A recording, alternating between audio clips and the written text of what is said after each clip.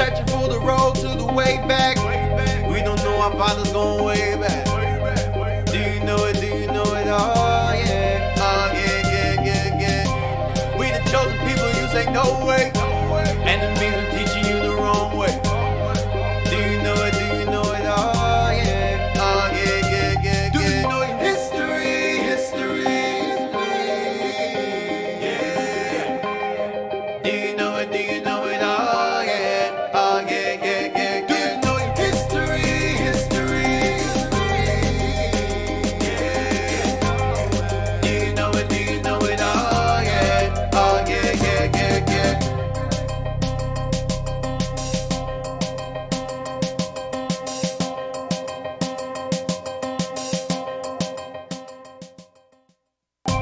Searching for the road to the way back. We don't know our father's going way back. Do you know it? Do you know it? Oh yeah, oh yeah, yeah, yeah, yeah. We the chosen people, you say no way. Enemies are teaching you the wrong way. Do you know it? Do you know it? Oh yeah, oh yeah, yeah, yeah. Do you know your history? Yeah.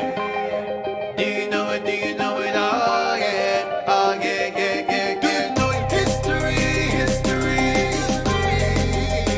Yeah. Do you know it? Do you know it? Oh yeah, oh yeah, yeah, yeah, yeah.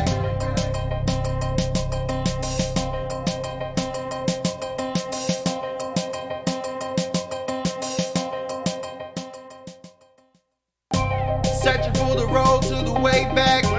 We don't know our father's going way back. Do you know it? Do you know it? Oh yeah, oh yeah, yeah, yeah, yeah. We the chosen people, you say no way. Enemies are teaching you the wrong way.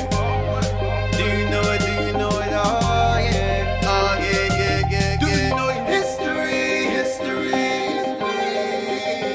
Yeah. Do you know it? Do you know it? Oh yeah, oh yeah, yeah, yeah. Do you know your history? Yeah. Do you know it? Do you know it? Oh yeah, oh yeah, yeah, yeah, yeah.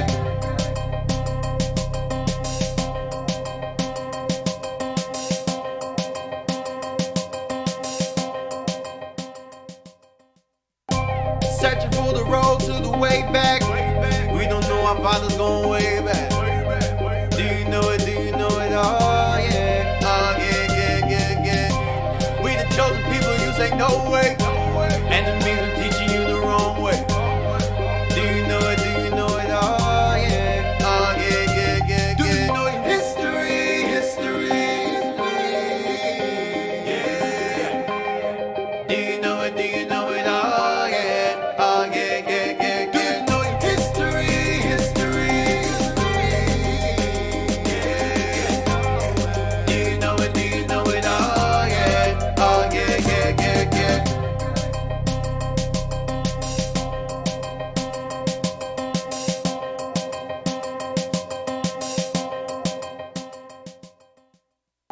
Searching for the road to the way back. We don't know our father's going way back. Do you know it? Do you know it? Oh yeah, oh yeah, yeah, yeah, yeah. We the chosen people, you say no way. Enemies are teaching you the wrong way. Do you know it? Do you know it? Oh yeah, oh yeah, yeah, yeah. Do you know your history? Yeah.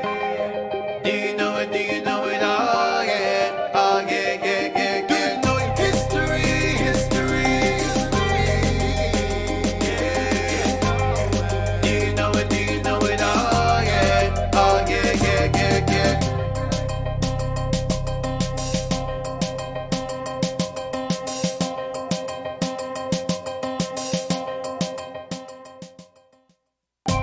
Searching for the road to the way back.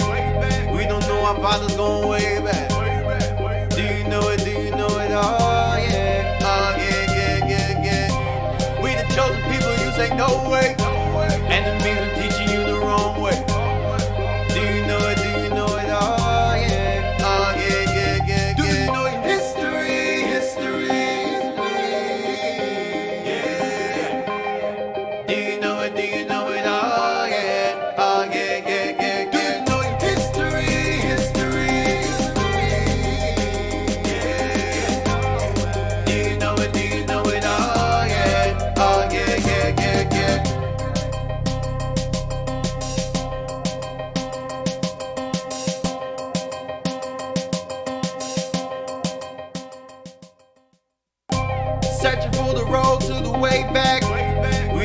our fathers going way back? Do you know it? Do you know it? Oh yeah, yeah, yeah, yeah, yeah. We the chosen people, you say no way. Enemies are teaching you the wrong way. Do you know it? Do you know it? Oh yeah, yeah, yeah, yeah. Do you know it? History, yeah. Do you know it? Do you know it? Oh yeah, yeah, yeah, yeah. Do you know it? History, yeah. Do you know it? Do you know it? Oh yeah, yeah, yeah, yeah, yeah.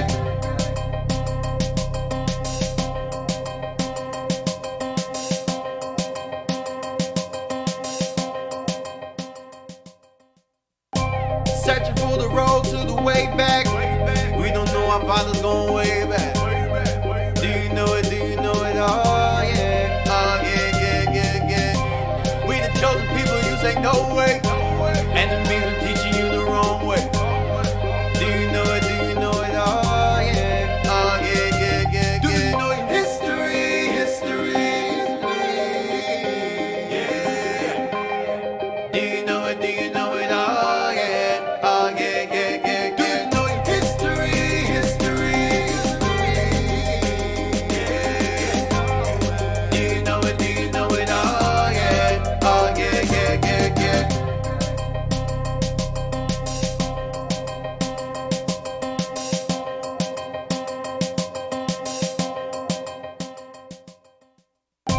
Searching for the road to the way back. We don't know our fathers going way back. Do you know it? Do you know it? Oh yeah, yeah, yeah, yeah, yeah. We the chosen people, you say no way. Enemies are teaching you the wrong way. Do you know it? Do you know it? Oh yeah, yeah, yeah, yeah. Do you know it? History, yeah. Do you know it? Do you know it? Oh yeah, yeah, yeah, yeah. Do you know it? History, yeah. Do you know it? Do you know it? Oh yeah, yeah, yeah, yeah, yeah.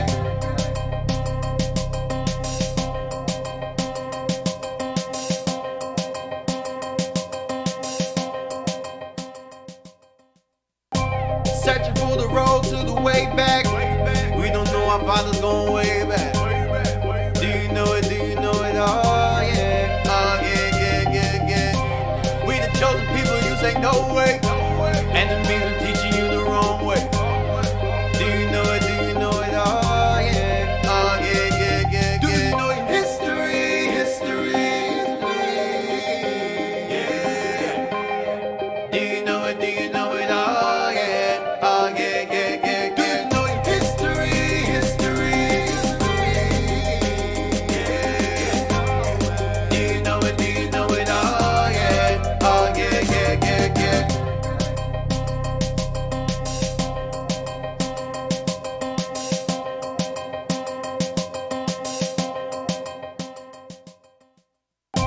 Searching for the road to the way back. We don't know our fathers going way back. Do you know it? Do you know it? Oh yeah, yeah, yeah, yeah, yeah. We the chosen people, you say no way. Enemies are teaching you the wrong way. Do you know it? Do you know it? Oh yeah, yeah, yeah, yeah. Do you know it? History, yeah. Do you know it? Do you know it? Oh yeah, yeah, yeah, yeah. Do you know it? History, yeah. Do you know it? Do you know it? Oh yeah, yeah, yeah, yeah, yeah.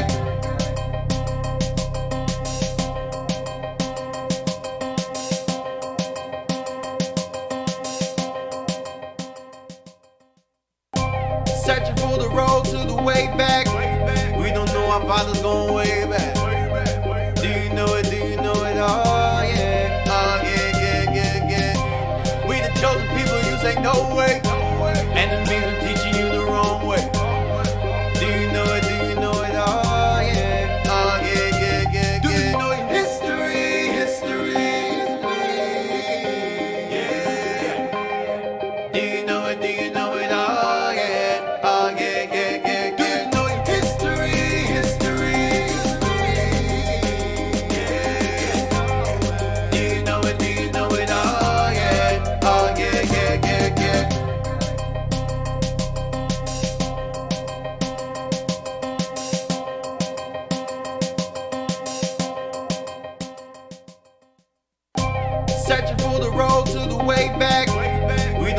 father's going way back? Do you know it? Do you know it? Oh yeah, yeah, yeah, yeah. We the chosen people, you say no way. Enemies are teaching you the wrong way. Do you know it? Do you know it? Oh yeah, yeah, yeah. Do you know your history? Yeah. Do you know it? Do you know it? Oh yeah, yeah. Do you know your history? Yeah. Do you know it? Do you know it? Oh yeah, yeah.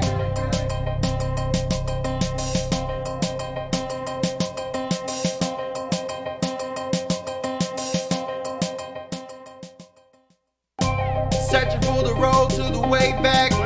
We don't know our father's going way back. Do you know it? Do you know it? Oh yeah, yeah. We the chosen people, you say no way. Enemies are teaching you the wrong way.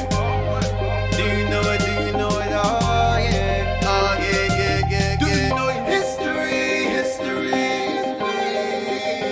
Yeah. Do you know it? Do you know it? Oh yeah, yeah. Do you know your history? Yeah. Do you know it? Do you know it? Oh yeah, yeah.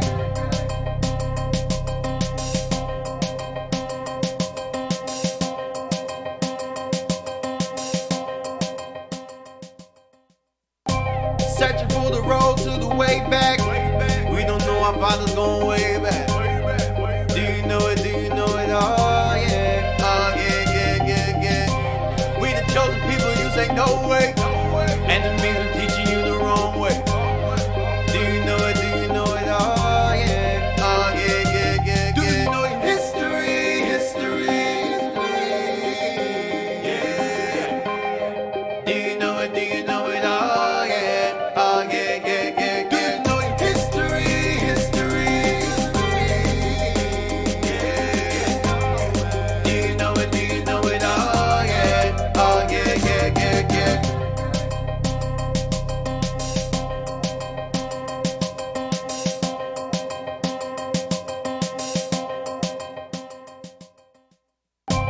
Searching for the road to the way back. We don't know our father's going way back.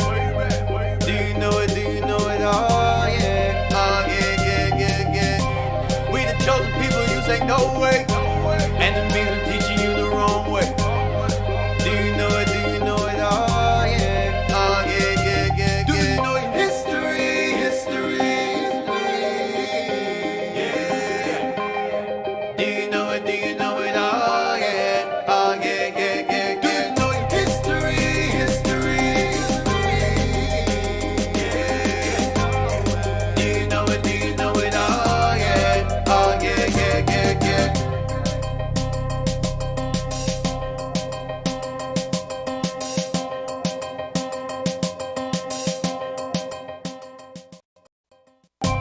Searching for the road to the way back.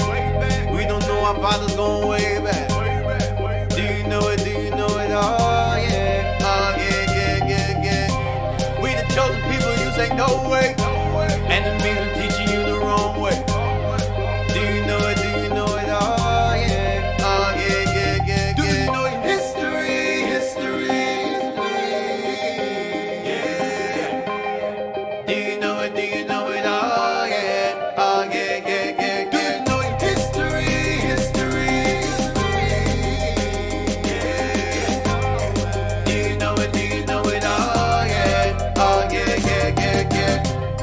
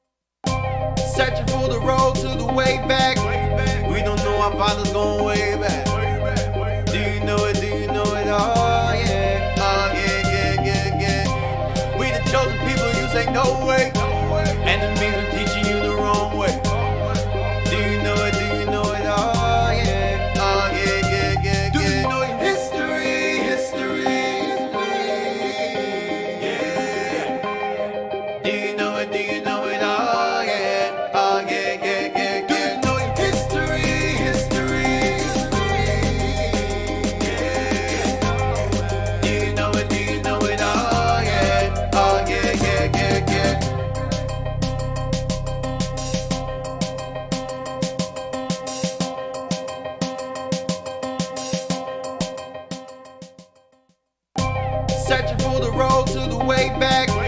We don't know our father's going way back. Do you know it? Do you know it? Oh yeah, yeah. We the chosen people, you say no way. Enemies are teaching you the wrong way. Do you know it? Do you know it? Oh yeah, yeah. Do you know your history? Yeah. Do you know it? Do you know it? Oh yeah. Do you know your history? Yeah. Do you know it? Do you know it? Oh yeah.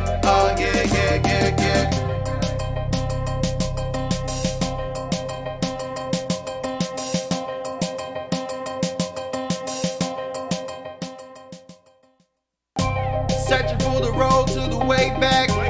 We don't know our father's going way back.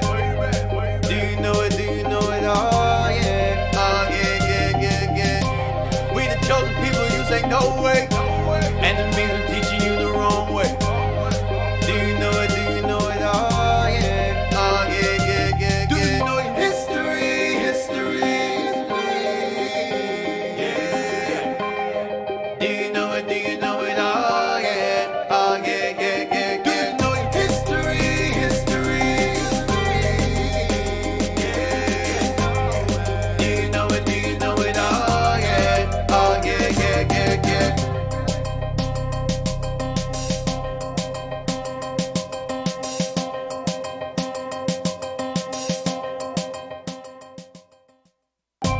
Searching for the road to the way back.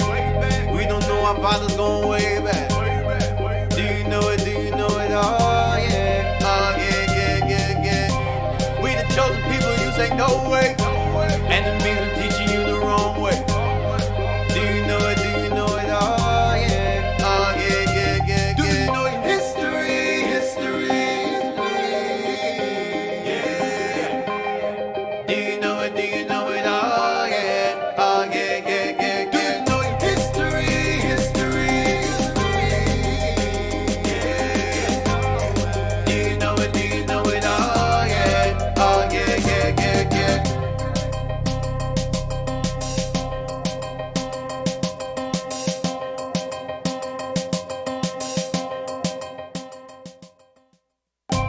Searching for the road to the way back. We don't know our father's going way back. Do you know it? Do you know it? Oh yeah, yeah.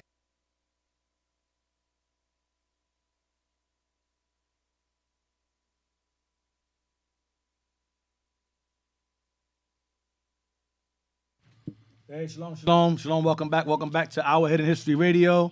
I'm Deacon, and to my left, Captain Joel. to my right. Officer Just Real. Officer Lacroix. Welcome to Our Hidden History Radio, Our Hidden History, and we're back with part 7, right? Part 7? Yes, sir. Yeah. Bear with me, man. There's so many parts. I'm losing track now. We're still in the Promised Lands. We're still dealing with that. We got some information we want to bring out. I talked about the Aztecs. I talked about the Chichimecs. I talked about the Toltecs and so forth. I referred to how Tulan is Jerusalem, Atzlan is Canaan. I went into those things. I brought a lot of that information out from Kingsborough, a whole bunch of different sources. So I want to really quick go back to that article about the Mayan slave ship that they found recently. You know, a lot of you having your naysayers about the natives being our people. I want to go back to that article, a CNN article about the Mayan slave ship. Because we kind of only read 2 paragraphs, but I want to go back to it really quickly. First of all, I want to look at the date. It was September, 18th? September 19th. 19th, 2020. That was very, very recent. This was discovered. Right. It's one of many. This one they found, but there were many others. And for them to know, it's a slave ship. My mic. My mic's off. Hello. You good? All right. hear you. For many, Esau has his ships documented. He has his ships documented and so forth. So this ship was documented of not returning. So they found it. It was sunk. So we're gonna go down. We're gonna read real quick. Let's go real quick to the article. Oh, and I want to make a quick announcement. This is some good news for those of you who are on the live chat. You know, we've encountered the same scoffing, scorning idiots every week. So, you know, we figured out a way to, you know, to deal with y'all from now on. So it's gonna be very, very, you know, you guys that keep scoffing every week, you keep coming on here every week and scoffing and scorning. We got something special for you, so you can't disrupt anybody anymore. All right. Oh, and brother asked last week, what's a yaya? A yaya is an Israelite that believes that the name must be expressed every 5 seconds to be saved, and that Israelites are blacks only, dark skin only, black only. Even though they themselves be light skinned as hell, waffle skinned Negroes, they be damn bright as hell. But for some reason, only dark skinned Negroes, including themselves, you know, they're light, are Israel only. That's what yayas are. Right. So we also encountered you on the live chat as well. I saw you. Again, I go back and watch the videos. I had to watch the live chat to see, you know, how disruptive you guys are. So we figured out a method on how to deal with you. So you come on here with that nonsense again, we got something special for you. That's right. All right, so let's read that again. Introduce you to my new Hebrew name. Yeah. Yeah. Go ahead. Shuffle. CNN. Archaeologists in Mexico have confirmed. Matter of fact, let's read the title again. You read the title again? Go to the title. Yeah. Mexican archaeologists identified the first Mayan slave ship The first Mayan slave ship. Go ahead. to have ever been discovered. To have ever been discovered. To have ever been discovered. Let's go down.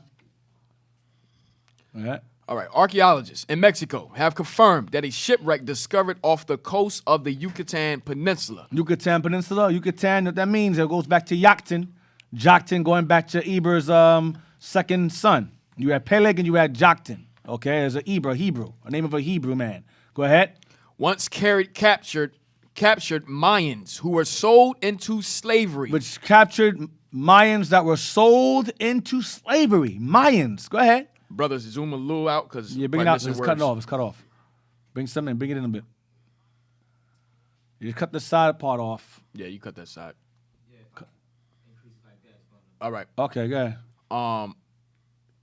Is the first Mayan slave ship ever discovered to Mexico's National Institute of Anthropology and History, Anthropology, go ahead.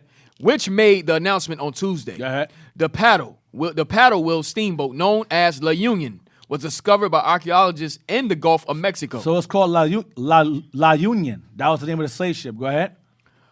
Gulf of Mexico, 2 nautical miles from Sisal in 2017.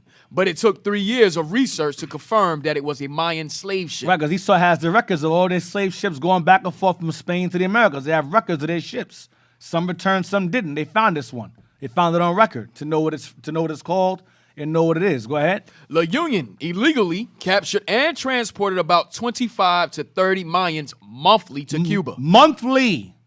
25 to 30 Mayans monthly.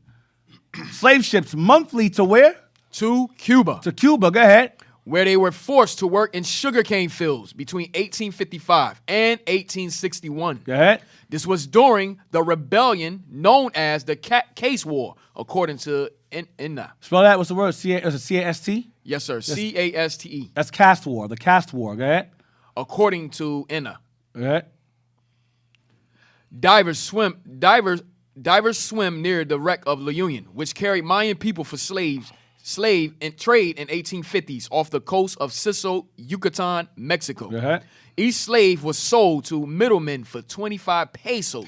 And they resold them in Havana for as much as 160 pesos. They were worth more. They were worth more over there. Go ahead. Wow. For men, and 120 pesos for women. And archaeologist Helena Barba Menique said in a press release, the ship sunk on September 19th, 1861, while en route to Cuba. So it sunk the same month they found it. So it sunk in September of what year? 1861. When they found it in September. They found it. Well, it's been published now. They found it this month. They found it September this month. Go ahead. Proving that slavery continued despite having been abolished in Mexico in 1829. Ah, see that? So it was abolished. They were still doing it. Go ahead. And a decree issued banning the forced extraction of Mayan people that same year. For researchers, the discovery is highly relevant. Anna said in the release, beyond the difficulties in identifying a wreck by name, it also speaks to an ominous past for Mexico that should be acknowledged and studied in terms of its context and time. Archaeologists confirmed the identity of the ship from its boilers, which exploded and caused the boat to catch fire, as well as the wooden hull side wheeler, which had been reserved. They also found artifacts, including fragments of glass from bottles, ceramics, and 8 brass cutlery used by first-class passengers on board. The accident killed half of the 80 crew members and 60 passengers on board. Damn. It is unclear how many of the dead included Mayan slaves, Wow, many of them, they died too. They're by the bottom of the ship. Go ahead. as they were listed as cargo and merchandise, They were listed as cargo and merchandise, not passengers. not passengers. So their property burned also, which would be us, our Mayan brothers on this side of the world. So you have your doubts if you want to. They were called property, merchandise, cargo. Cargo slave ships, Mayans, 1861. All right, so y'all keep on doubting. So real quick, let's bring out that book, Jess. Yes, sir. I don't think we copied it, right? They took the You did it already? they took the pages for You us. sent it to them? Yes, sir. All right, so I let's didn't go. send it, but they screened. All right. They did their thing. So. Dick, All right. I got the definition for ENA. You want to read that? In a yes, in a. It's in Spanish. Thanks, officer. Instituto Nacional de God. Antropología Histórico. All right. Can- It's the can- Institute, somebody else read that? it's the Institute of Anthropological Studies. It's in Spanish. In That's what Spanish. Yeah. Institute of Anthropological Studies. That's all it is. Let's have upside down read it. Oh man. Terrible. At least you know what it means now. You know. Yeah. I tried my Spanish. best. I tried my best. About to have a Don come up here and have a seat. Jesus Christ. Just to That was translate things. That horrible. was terrible. That was the worst thing I ever heard. We try to know everybody. It's all right, At Jay. least, You might- be at all least right. some Might Southern be Kingdom. Judah. At least some Southern Kingdom. Maybe. It sounded like Yeah, that. I give you some hope to be Judah. Does it. Oh, you read that in Spanish. So we got this information we'll share with y'all real quick. Yes, sir. Yeah, let's go through that.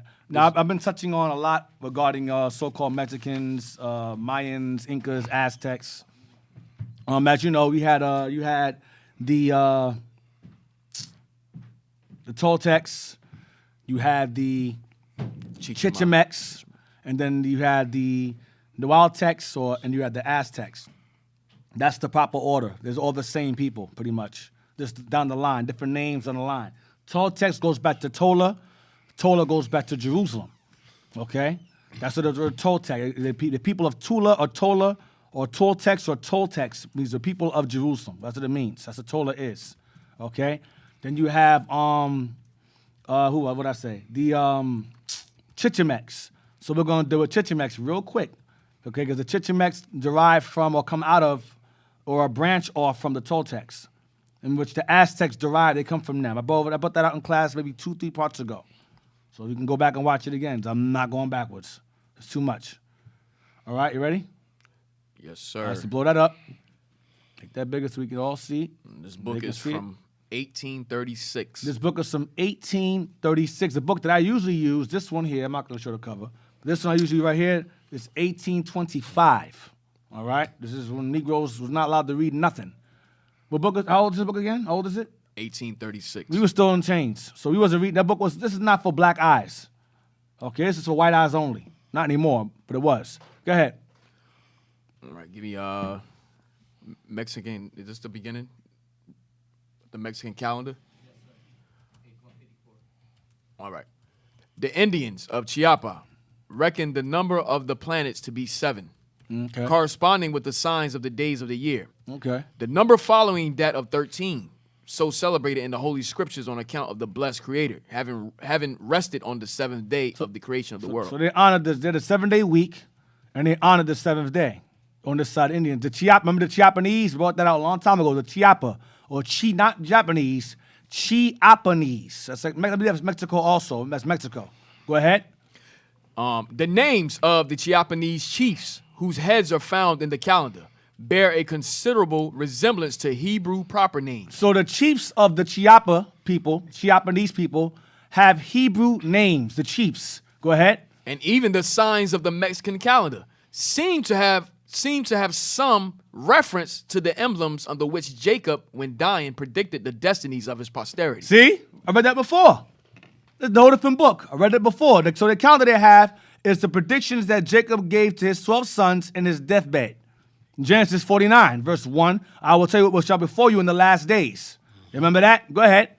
With respect to burning incense to the Ciaba tree, If he burned incense, go ahead. which superstition of the Chiapanese Nunes de la Vega treated of their calendar mentions from the root of which he says they believe they originally sprung. Where they come from, go ahead. It might as well have been considered by him as the root of David, which was to produce that branch, which is so much the theme of prophetic hope. Oh, man. Go ahead.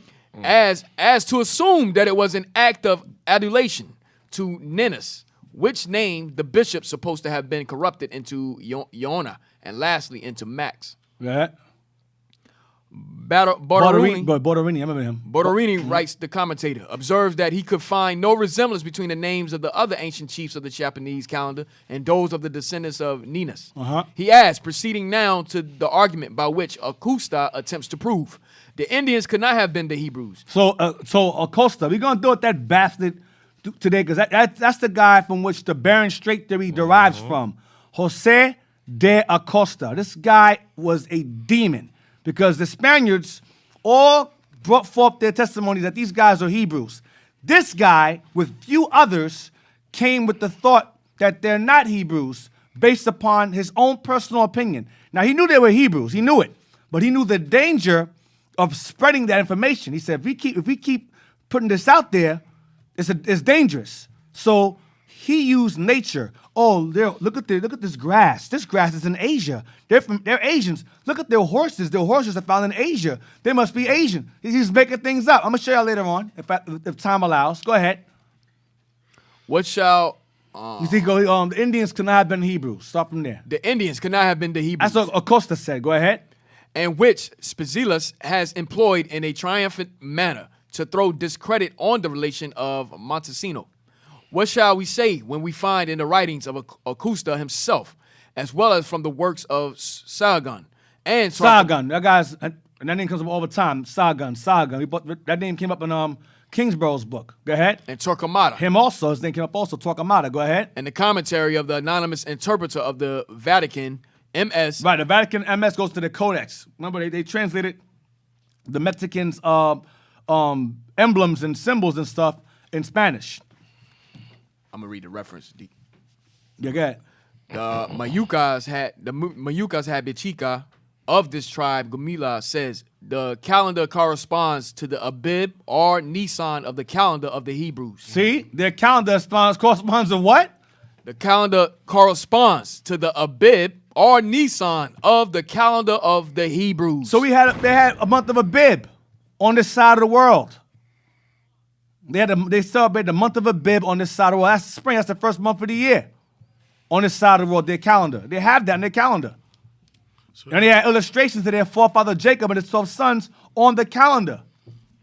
And their chiefs who had Hebrew names on the calendar.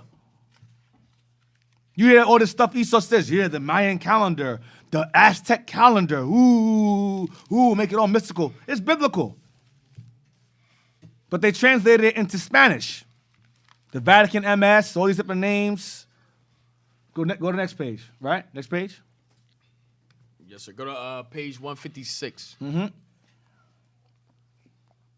Blow it up. Y'all like Mexicans? That's too bad. We're going to keep hitting you in the head with it till you figure it out. Names of the 20 ancient lords which were preserved in the Chiapanese calendar. Mox, Ya, Votan, Gahanan, AB, AGH, Tax, Morik, Labat, Mola. Oh, yeah, we need a Don here. Officer Don. We got to get a Don up here, man. I don't know what's going on. Where you at, man? Down, wake up. Yeah, get a Don over here, man. Yeah, we going to need you, man. Come on, have a seat, man. I don't know what's happening. Yeah, this is. I'm scared. I don't know. I think Jez is casting Indian spells over here. He's casting Gadite spells over here, man. I don't know what's going on. I'm trying, sir. I'm trying. Please don't try anymore. Oh, man. I don't know what's going on. Elab, Bats, Enab. Oh, he's still trying. Jeez. Go ahead, man. Go ahead. Ben We're going to read it again, but go ahead. Tziking, Chabing, Cheek, Chinex, Kohab, and Agua. All right. All right. Names of the symbolic. Oh, man. So it's, let's see, that's 1, 2, 3, 4, 5, 6, 7, 8, 9, 10, 11, 12, 13, 14, 15, 16, 17, 18, 19. 20 names? Yeah. 2, 4, 6, 8, 10, I think it's 20 names. 6, 7, 8. Yep, 20. 20 names, yeah. Brothers, go down. I think we wanted something about. Okay, that's the part. Yeah, blow that up some. That's a fine print. That's the best print, the fine print. Yeah, here we go. Yeah, this is what we wanted. That's what we wanted. Go ahead. It is true that unlike the Egyptians, the Mexicans divided their year into 18 months. But as they call the month Misili or moon. Right, moon. Yeah, they call the month moon, by the moon. Sirach 43. Go ahead. It seems undeniable that their ancient month had been lunar, verifying that which the scriptures tell, that the month owes its name to the moon. Damn, that's Ecclesiastes 43. The Mexicans, it is probable, received the lunar month from their ancestors, but for certain purposes also instituted another. Right, they added another one. Right. That's it? Yeah, that's it on that. Is there more? You went about the Chichimek, the next. Yeah, man, you know what I want. You know exactly what I want. Go to page 186, bro. Go over. So what's over? Is there someone on this page too? Yeah, go to that page right there. Read that. You move right over. Yeah, so it gets good. It's gonna get better. Remember the Chichimecs? Remember we had the Toltecs, Chichimecs, Aztecs, and so-called Mexicans. It's all the same. Watch this. The following account in Gomorrah's conquest of Mexico of a certain Chichimeca. Chichimeca is Chichimecas. Chichimecs is the same thing. Same, different writing, different pronunciation, same people, same thing. We're going to go back to that last page so Adon can read it for us. I don't know what we read earlier. But go ahead. It's all right, Jez. You're going to be all right, brother. You're going to be all right. Let's read it again. Wow. Go ahead. The following account in Gomorrah's conquest of Mexico of a certain Chichimeca, prevailing over Quetzalcoatl, and binding him and detaining him amongst men, bears some analogy to what is said of Jacob's wrestling and prevailing with God in the 32nd chapter of Genesis. We got to read it one more time. Read it one more time. The following account in Gomorrah's conquest of Mexico of a certain Chichimeca. That's how you say it, Don? Yeah, he got it right. All right. He got it right. All praises. All right. Chichimeca, go ahead. Chichimeca prevailing over Quetzalcoatl. So Chichimeca is the story that Chichimeca, who was the father of the Chichimecs, who they got their name from, prevailed over Quetzalcoatl. Remember, Quetzalcoatl was the Lord, okay, or an angel. So it's prevailing over Quetzalcoatl. He prevailed over Quetzalcoatl. So they believed that angel that Jacob wrestled with was Christ himself. That's their saying. That's what's believed. Watch this. Go ahead. And binding him and detaining him amongst men, bears some analogy to what is said of Jacob's wrestling and prevailing with God in the 32nd chapter of Genesis. Remember that? And that's why he got his name Israel. He wrestled with the angel for hours until he said, give me a blessing. And he said, your name will be Israel from now on. Go down. I'm sorry, go back up. It says Chichimeca, and it says number next to it. Number next to it. What's it? Number one? Number one, yes, sir. Number one. Now go down to the bottom. Watch this. Blow it up some. Number one. It's going to define what number one is. Watch. What's Chichimeca mean? What Chichimeca mean? To wrestle and prevail with, Officer Don. Tezcatlipoca. Right. So he's wrestling with the same as that's Quetzalcoatl, right? It's the same thing. That's the same name, right? It's the same person pretty much. It's a different name.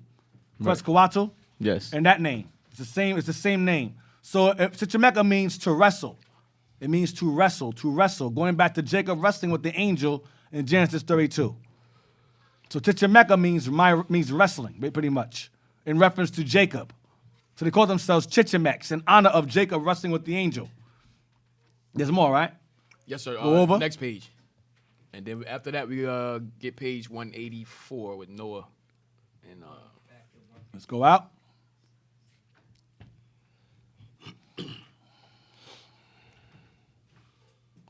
Move over to the circle page, right? Or that page? yeah, this is it. Oh, yeah. You got to read this, Don. It's crazy. We'll read that, and then we're going to read the English parts, and then Don going to step in as we go along. The genealogical descent. The genealogical descent of the nations of New Spain. New Spain is Mexico. Espanol. Oh, España, right? España, I believe it called it. Yeah. Yeah. From Ixtag Mexcoatli. and his 2 wives serves also to bring to our recollection Jacob and his 2 wives and sons. See? Genealogical descent of the nations of New Spain. From who? From Ixtac? Mexcoatli. Right, so the Ixtac Mexcoatli and his 2 wives, that's Jacob. Ixtac Mexcoatli is Jacob and his 2 wives, Leah and Rachel, so it's going into. Go ahead. Serves also to bring to our recollection Jacob and his 2 wives and sons. And it deserves to be remarked that the proper name, Ix. Ix, seems peculiarly applicable to Jacob. Go ahead. Since he was smooth and fair, and his name is compounded of 2 words. Right, remember, it said Jacob was a smooth man, and Esau was a hairy man. So Ixtac means smooth. It means smooth man. What we don't, let's say it. Istak, which signifies smooth. See? And Go ahead. Mexcoatli. Misquali, a serpent, which is in more than one place in scripture called a subtle creature. Right, man, he dwelt in tents. He was a smooth man, he dwelt in tents. Esau was a cunning hunter. So it's giving you his characteristic of what his name means. Smooth and calm, like a serpent. Go ahead. And is characterized by Christ as wise in the injunction which he gave to the apostles to be wise as serpents. Right. Go down. Go down. Go all the way down to the reference. Go to the bottom. I think that was it on that page. Go to the next page. Go to 184 with Noah.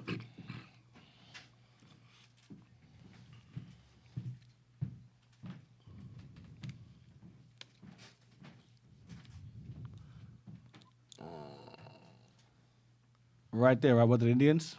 Whether- Yeah, right there. That's the part. Whether the Indians of the islands of San Domingo and Cuba, whose language is said to have been half Hebrew. Why? Because it's corrupt. It was half because they spoke the heathen languages as well. Half Hebrew, wasn't full, wasn't pure. Half or corrupt Hebrew. Go ahead. And who, in many of their customs, nearly resembled the Jews. The people of Santo Domingo is where? What's Santo Domingo? That's DR. Simeon. That's Simeon. Saint Domingo. Go ahead. Read again. And Cuba. Okay. Go ahead. Read again. Whether the We're Indians. gonna revisit that again. Cuba and Santo Domingo. We're gonna visit that again. Go ahead. Whether the Indians of the islands of San Domingo and Cuba, whose language is said to have been half Hebrew, and who in many of their customs nearly resembled the Jews. These people, so the people of Cuba and Santo Domingo had customs like the Jews. Go down. All right. An old man, knowing that the deluge was about to happen, built a large ship in which he embarked with his household. No, go to the old men above, 70 or 80 years old. Okay. The old men above, 70 or 80 years of age, reported. No. Matter of fact, no. Go back up. You left stuff out. Go back. Practice the same rites. After this, says resemble the Jews, and practice the same. Start from there. And we'll read all the way down. Watch this. Resembled the Jews, practiced the same rites. They practice the people of the natives of Cuba and Saint Domingo practice the same rites as the Jews. Go ahead. As those in use among the Indians of the continent. See, and so not only did they practice the customs of Jews throughout Mexico and the Americas, also in Saint Domingo and Cuba. Go ahead. It will be difficult to say, but that they possess traditions in common with them evidently derived from a Hebrew source. They kept customs derived from a Hebrew source. Go ahead. Is plain from the following relation of Torquemada, which we cannot refrain from inserting. We can't leave this out. Go ahead. It is true that the Indians of the Isle of Cuba say. Hold on. The Indians of the island of Cuba say what? That they knew that the heavens and other things had been created, and they affirm by 3 powers. They affirm that the heavens and earth were created by 3 powers. Remember, it says, let us make man in our image. That's the Father, the Son, and the other angels. Let us make man in our image. They understood that. The Elohim, Elohim, understood that stuff. The powers, the heavenly powers. Go ahead. One of whom came from such a part. Hold on. One of whom. So the first one came from such a part. What number is that next to it? What number is that? 2. Go down to the bottom of the screen. What does that say in the bottom? Probably to express am. I am. I am. Probably to express I am. That goes back to Yah. Go ahead. And shall be. Yahweh means he is or is to be or shall be. Damn. And Dick, the Hebrew word on top says Alahayim. Damn. And the one on the bottom to the right says Yahweh. Damn. There you go. So they knew. Thank you, Laquan. All praise to the Lord. Give him a applause. He read that thing. He got that Where thing. the bombs, man? All right. So you have Alahayim on the top and Yahweh on the right. All right, which means the terrible demon-like power. Right. They call the Almighty. Right. Almighty, which is Exodus 6:3, and I am same thing. Exodus 6:3, same thing. So that's from such a part. It goes by three powers, and of whom came from the two others came from such a part. Going back to Yahweh, going back to the Almighty, going back to Yah or Yahweh. Some of y'all would say Yahuwah. Some of y'all would say Yahweh. Yada yada yada. You understand? Jah, Jehovah. And Dick, if you look at it, it says from the three powers, and they put that reference number 1. Right. Which means the Alahayim. Oh, right. Yes. And then right. number 2 on the bottom, which says Yahweh. Right. Number 2 is right. Exactly. The two powers. Such as a part. A part. Go ahead. Yep. And the other two from other parts. Right. Other two from other parts. Going back to the Messiah and the angels and so forth. Go ahead. They were perfectly informed of the deluge. Of the flood. The deluge is the flood. They were informed about the flood. Watch. The old men above 70 or 80 years of age reported The old men talked about the flood. Go ahead. that when first their countrymen settled in that island, an old man, knowing that the deluge was about to happen, built a large ship, in which he embarked with his household and many animals, and that he had dispatched. Next page.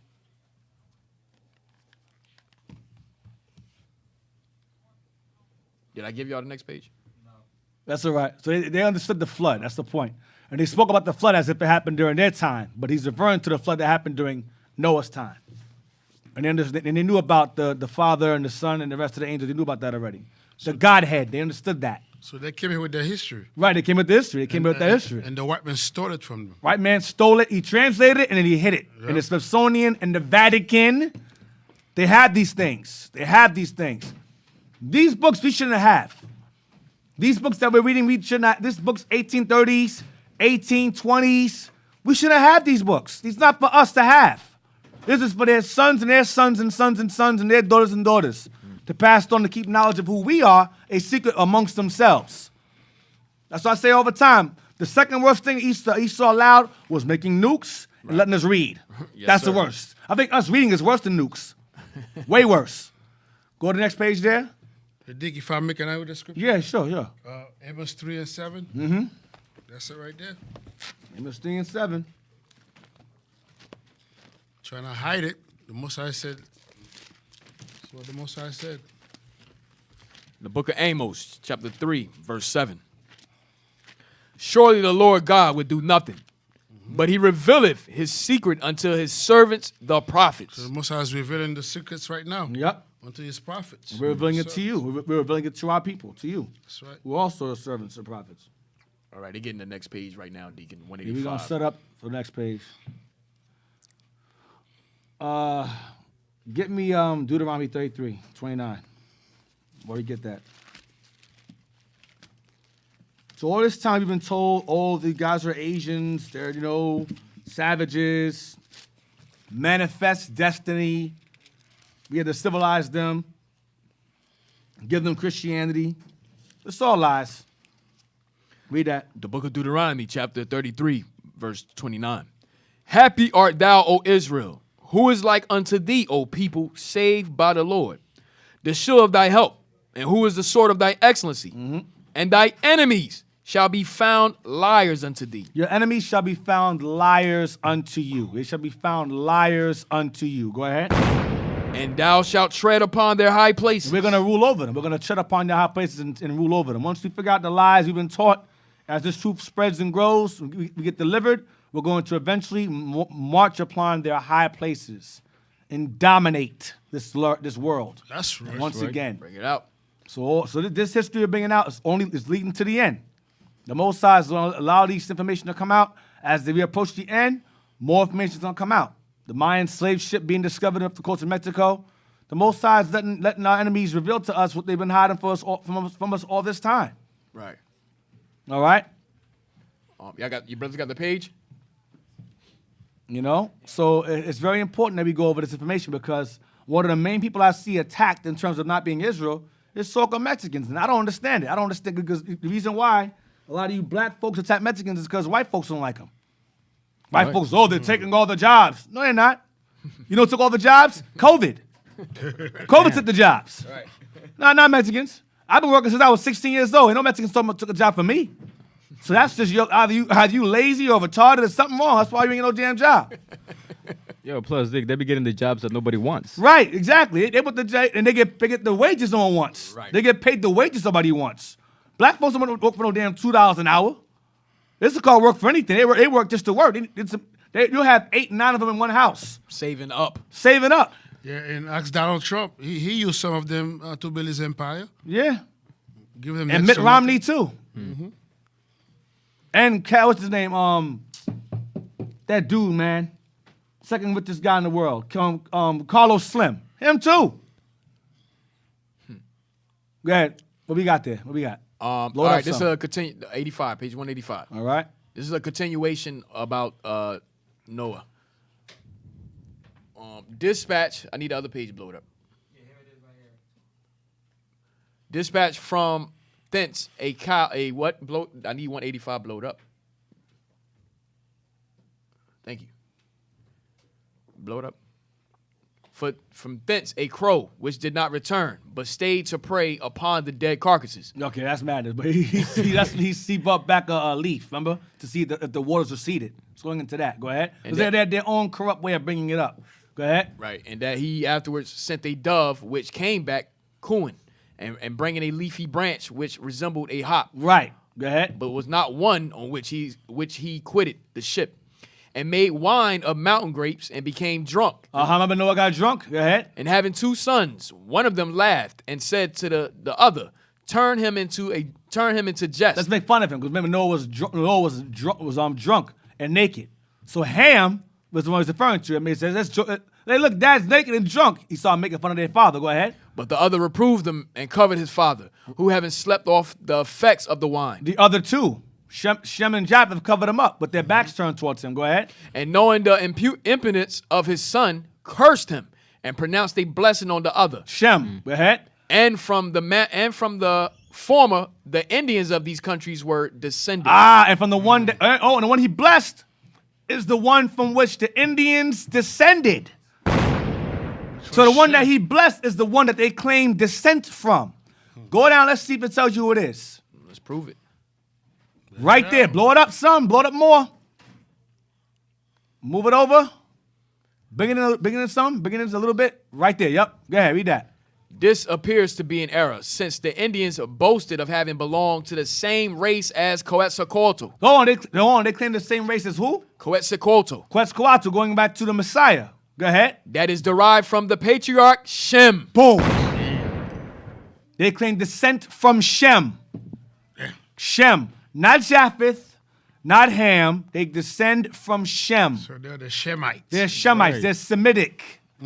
From the same race as the Messiah. As the Messiah. The same people as the Messiah. They claim descent from. Lineage from. Genealogical descent from. Race from. There more? That's it. So now. Which make them the Israelites. Which makes them Israelites. Yes. That's right. That's what it means. They are Israelites. Now. Let's get origins. Yeah, that's about it. Yeah. Let's get into Barren Strait now. Let's get into the Barren Strait. I told y'all. Gotta take notes now. I warned y'all about this nonsense. They're Asians. They're Asians. You guys are retarded, man. The Barren Strait. Let me get that book. Y'all borrowed. Let me get it back. I don't see it. Is it up here? Yeah, I don't have it. It's back there. We're gonna go to the introduction. We're gonna read page 3 and 4. A lot of reading today. I want to read along. My eyes aren't as good as Jez. You know, Jez has the eyes of an eagle, like his forefathers. Man. His forefathers had the eyes. This ain't it. That's not it. This is your book. My book is right here. I want the origins. The black book. Bring Yeah, the black right there. book. That's the one. Yeah. You're gonna read on. Well, we're gonna start from the introduction. We're gonna start at Damn, that book is dusty. That's Yeah, dust it's on the old. book. It's very old. Old book. Very old.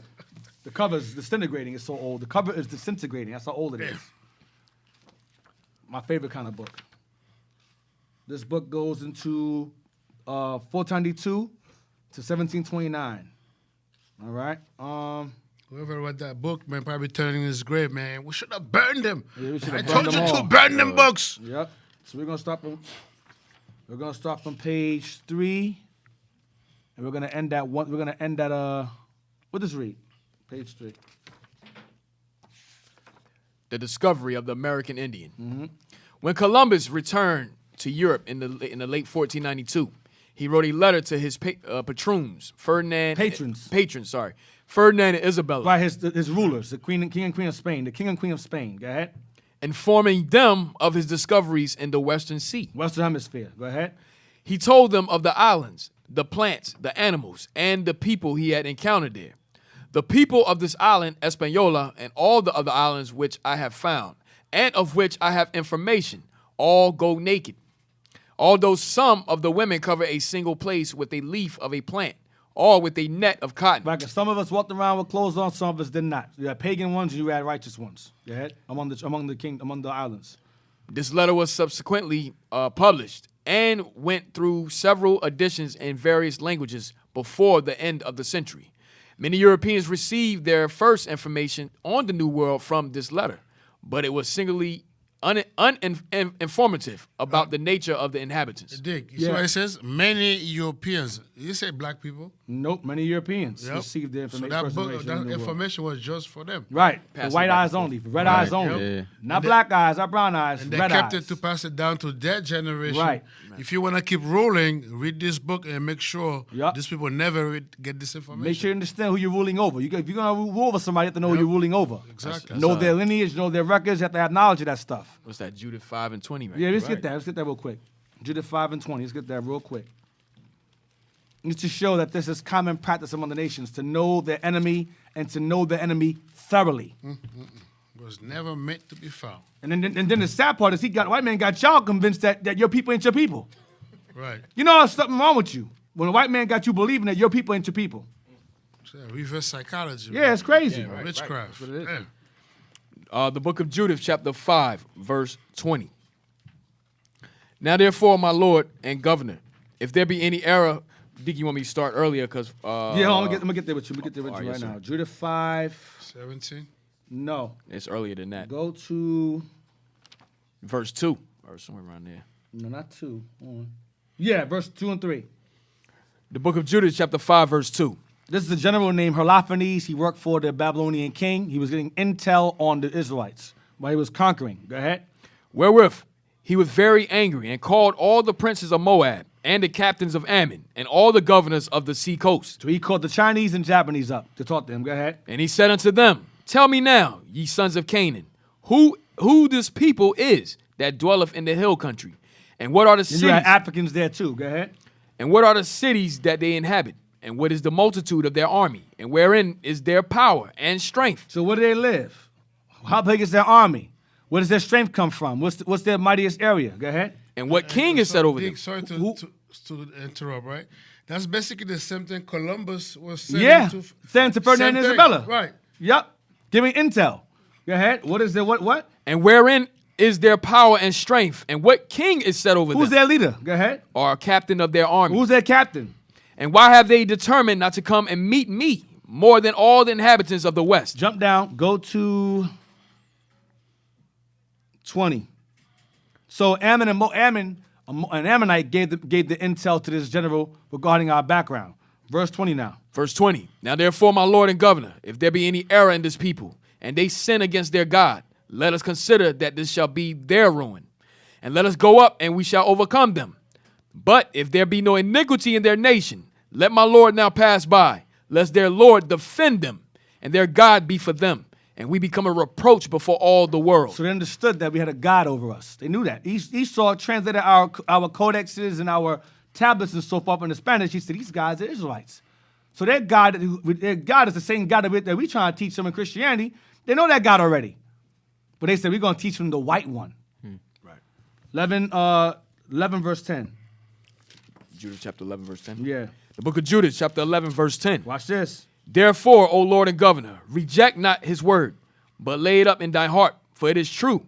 For our nation shall not be punished, neither can the sword prevail against them, except they sin against their God. See, that's what Judah said. We cannot fall unless we go against our God. And the heathen understood that also. The heathen understand that also. Let that go. Go And back that's to... why when they came in, they make sure they forced the Indians to get that Christianity. Yep, kill the Indians, save the man. We brought that out last week in the Carlisle Institute and Hampton University. Read on. They do not hold any creed, nor are they idolaters. See that? See, they're not idolaters. They were dressed inappropriately, but they were still keeping Hebrew customs. Go ahead. They do not hold any creed, nor are they idolaters, but they all believe that power and good are in the heavens, and were very firmly convinced that I, with these ships and men, came from the heavens. Because they were new. These guys are weird. Look how they look. They read. Who are they? They were unfamiliar with Esau at this time. It was later on, years later. Go ahead. And it is belief they everywhere received me after they had mastered their fear.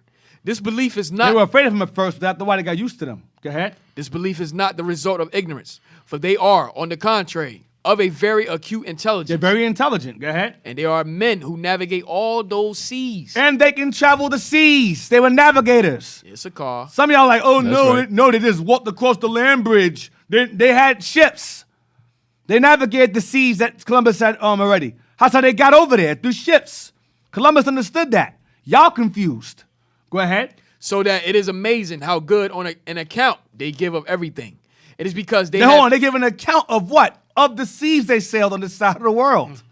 How they came over here. Damn. How to travel, how to navigate to Cuba. How to go to Jamaica. How to go to Puerto Rico. Right. He says how good. How good they were in giving accounts of everything. They knew where they came from. They knew how to get around this land. That's why the white man said it's better we just keep them as slaves because it's better to get black folks as slaves because these guys know the land. Right. So we gonna get the blacks, bring the blacks over here. This land is new to us over here, to us. Judah, go ahead. It is because they have never seen people clothed or ships of such a kind. Yeah. In all these islands, I saw no great diversity in the appearance of the people. I saw no great diversity, but there was diversity. He saw no great, he saw some differences, but for the most part, they looked the same. That's heavy, Deacon. He said, I saw no great diversity. There was diversity, but not a lot. It's pretty much the same. The same diversity. Color, all that. All throughout the island, some look Negro, some don't. That's what he's saying. Go ahead. Of the people are in their manners and Next page. language. And language. No great diversity in that language either.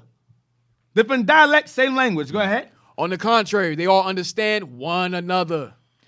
In none of these statements did Columbus indicate. Wait. One another.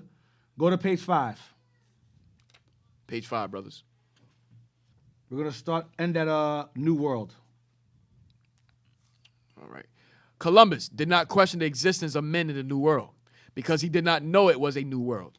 The realization of this fact was a gradual one, not fully made until the reports of the Magellan Expedition of 1519 to 1521 became available. Magellan goes into the Chile's, a little waterway in between Chile and Argentina. That's that's called the Straits of Magellan. They sailed up there also. They came to this side of the world. Some of them arrived and landed in South America, Central America, and someone under the Americas and went into that strait, into Argentina and Chile. Go ahead. There was, therefore, no reason to marvel at a new world filled with new men because neither phenomenon was recognized as such. Right, they knew who they were. They weren't new. They knew who they were. Go ahead. The first must be understood before the second could be considered. Go ahead. A generation passed between the discovery and the identification of America as a new world. In the interim, numerous accounts of the Indies appeared in Europe, but few revealed any great concern for the population of the newfound lands. Vaz de Camina of Cabral's expedition devoted only a brief section of his report to the natives of Brazil, and subsequent comments in Columbus' journal revealed no growing concern for the inhabitants. Go ahead. Amerigo Vespucci did such a good job of popularizing the New World in Europe that many Northern Europeans agreed with the British poet, dramatist John Rastell. Yeah, we went too far up. That's supposed to stop the New World. It's all right. Sorry. It's all right. Go to, matter of fact, no, keep going. It's just page 6 and the New World. Page 6. Keep going. Keep going. All right, yes, sir. When he wrote in 1520 that the Indies, been called America by cause only America. I'm sorry. It says Amerigo Vespucci is the guy whom America is named after. Amerigo Vespucci is the name by whom America is named after. Amerigo Vespucci or Americus Vespucci. Go ahead. So Amerigo Vespucci did such a good job of popularizing the New World in Europe that many Northern Europeans agreed with the British poet dramatist John Rastell, 1848, when he wrote in 1520 that the Indies, been called America by cause only Americas died first. Did first. Them find. Then fine. Them fine. Go ahead. Leaving aside for the moment the question of what Vespucci meant by the phrase Mundus Novus. Mundus Novus. His writings reveal no comprehension that a new world of the type America Mundus Novus means new world. Mundus Novus means new world. Go ahead. His writings reveal no comprehension that a new world of the type America proved to be would pose serious problems about the origin of its inhabitants. How did they get into the new world? Where did they come from? And from what people were they descended? Go ahead. Vespucci's comments on the population of the New World were very brief and almost totally uninformative. In his first published letter, July 18, 1500, he reported that the Indians were beardless, brown, naked, and cannibal, and that they had various languages. That's his account. Go ahead. 1951, 276, 277. Yeah, let's read at this point, at this time. At this time, however, Vespucci still believed the New World to be bounded by the eastern parts of Asia because we saw diverse animals such as lions, stags, goats, which are not found on islands, but only on the mainland. Go ahead. In his Lisbon letter, Vespucci described the natives of Brazil as cruel and warlike and ignorant of law, religion, rulers, immortality of the soul, and private property. That's his own personal opinion regarding them. They were savage towards them because they were killing them. Go ahead. By 1503, Vespucci had seen so much of the coast of America, from southern Argentina to the Carolinas. Next page. Page 6.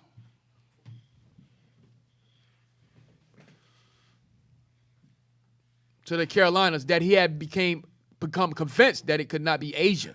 Consequently, when he prepared his essay on the new lands, he chose to give it the title Mundus Novus, New World. The New World came from him. The term New World came from him. Mundus Novus. Go to Hey, Dick, also that movie 1492.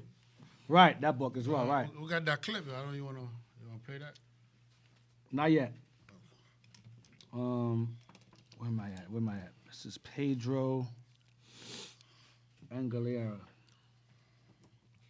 Hold on. You see Pedro on this page? Pedro Angalera. Let me see.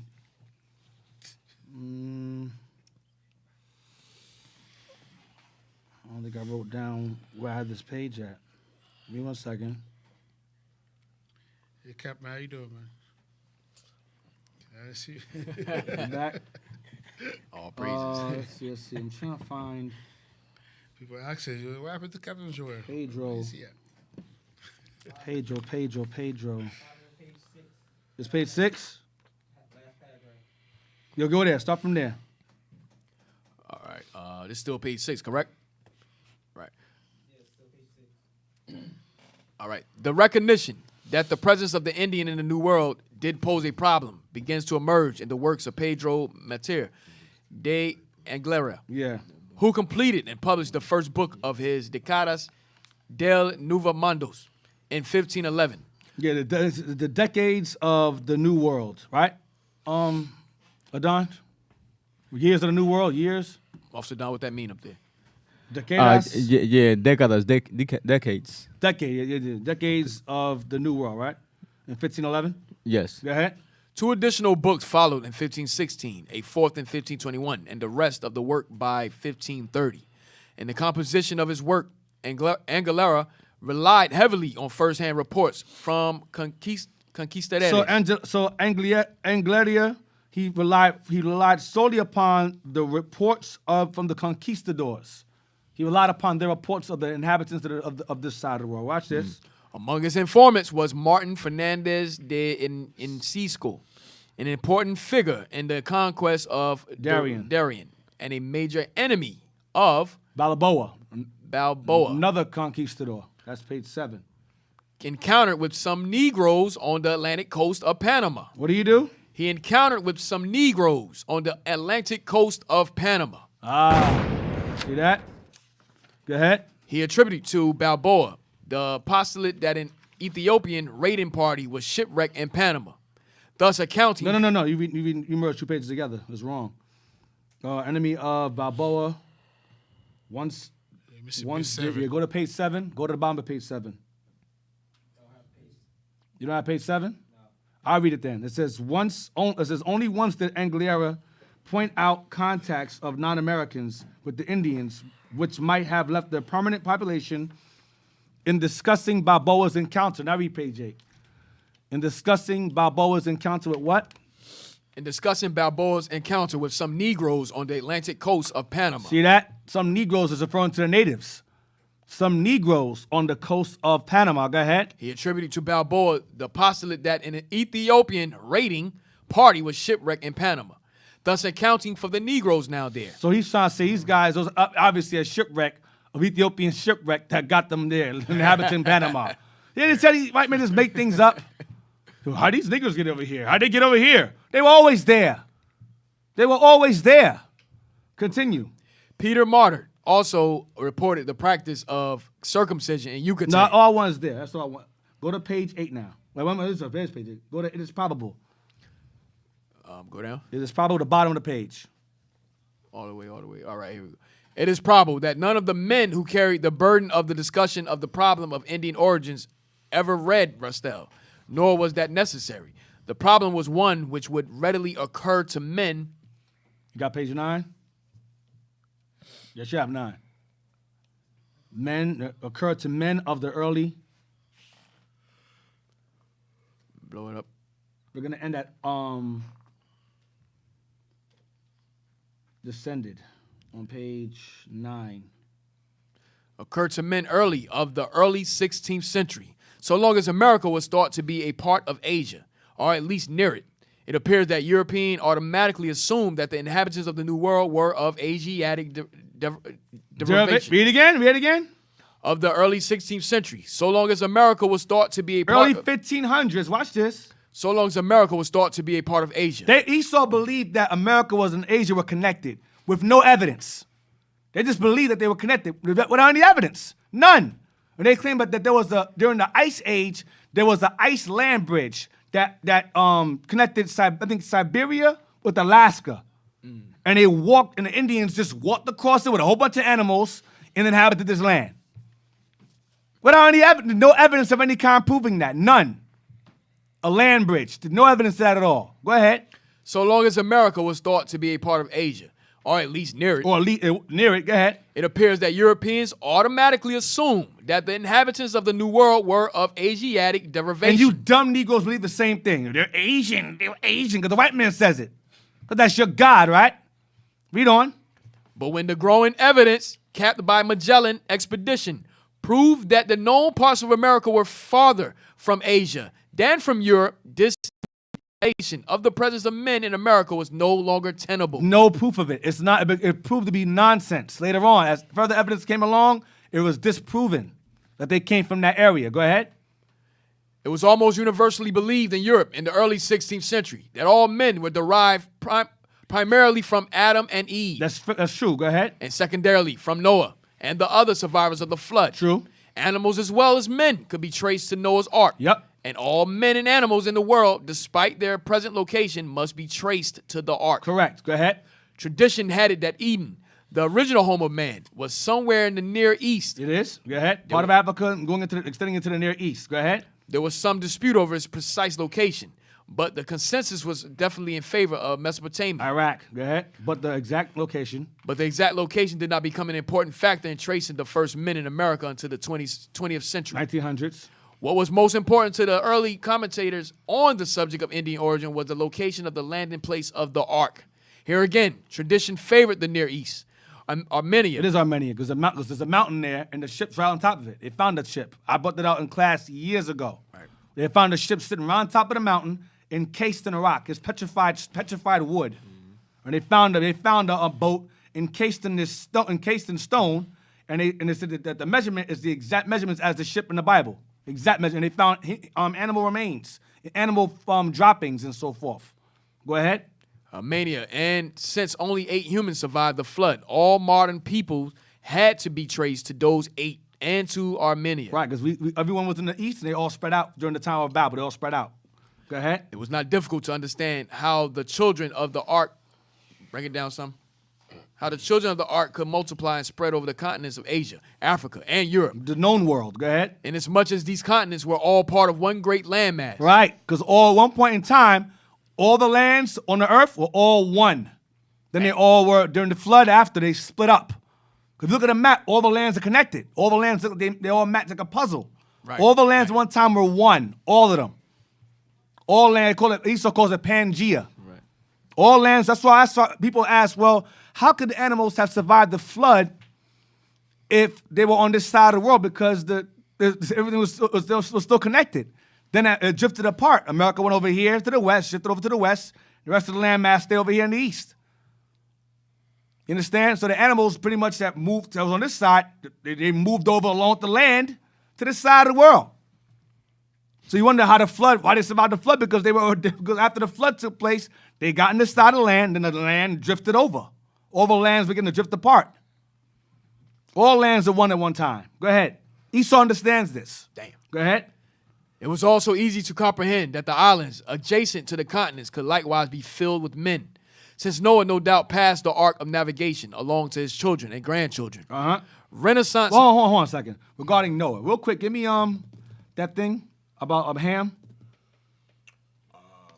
You sent to me. Send to them real quick. Because regarding brothers talk about, the scoffers saying, the Bible is biblical characters are fictional. Oh, they're fictional. You gotta go back to Egypt. Egypt. You guys love Egypt. And the Egyptians are so gay. I don't know why I love them so much. You got gods rubbing their penis in between another god man's legs. You got one god busting a nut inside another god's lettuce and making him eat it and he get pregnant. Then you got another god sucking himself off and getting him and swallow his own semen and get pregnant and have babies. Yeah. You want to worship that? You have fun with that. I don't believe in sucking myself off. You can worship that if you want to. Self-fellatio gods. Y'all worship that. I'm not worshiping that. We don't want to deal with that. Blow that up. Gay gods. No, I don't deal with gay gods. Ham. Let's see. This is an old, how old dictionary? How old is this? Oh, man, this is about 1870s, This is 1880s. Early 1800s dictionary. Read your hand, please. Watch this. Ham. It is probably derived from to be warmed and signifies warm or hot. Hot. Go ahead. Watch this. This meaning seems to be confirmed by that of the Egyptian word kem. Chem. Watch it. Chem. Go ahead. Egypt, which we believe to be the Egyptian equivalent of Ham. Y'all need to hear Chem. Chem is ham. Chem is ham. That's what it means. Go ahead. Go to the Next part. So this is this is Ham definition. Right. Now we go into the Egyptian definition. Watch this. So this Kemet stuff, Kemet is Ham. The land of Ham. That's what Kemet means. Land of Ham. Ham means black. Or not, doesn't mean how it means black. And that's what Sodom and Gomorrah was too. Right. Go to the other page. Sodomite. That's Mizraim. We do that last. The next Egyptian, the second page I sent. Real quick regarding Noah's children. I don't understand Negroes, man. If y'all gonna sit up here and make comments about Egypt and all that stuff, you better make sure you emphasize on them gods y'all worship too. So it's the first page then. Go back to the first. That's Ham again. Not to mention them worshiping the vagina and period blood too. Don't get me started on that, man. Let me do a series on that next. All right. And they were the first homosexual nation. And there's no exactly. Now, I like to also understand where can I find homosexuality is illegal according to the Egyptians. Where is it wrong according to the Egyptians? Where's it wrong? Where's abortions wrong according to the Egyptians? They were doing that. And why are they shoving crocodile feces in their vaginas to keep them getting pregnant? Why are they doing that? Damn. Your honorable Egyptians you love so much. Africa. Africa. Flood up, please. So This is a dictionary. So these are 3 different definitions: Ham, Egyptian, and Mizraim. Mizraim, right. What's this one say here? This is Egyptian. You can't blow it up no more? All right. Yeah, we don't move need it that. over. We need the underlying parts. Come on. Therefore, this is Egyptian. Therefore, we may reasonably conjecture that Kim is the Egyptian equivalent of Ham, and also a Mazur. These 2 words, being similar, are even the same in sense. The name Ham may have been prophetically given to Noah's son as the progenitor of the inhabitants of Egypt and neighboring hot or dark countries. Neighboring hot or black countries, black people. Chem and Ham is the same word. So the Egyptians named the land was Ham.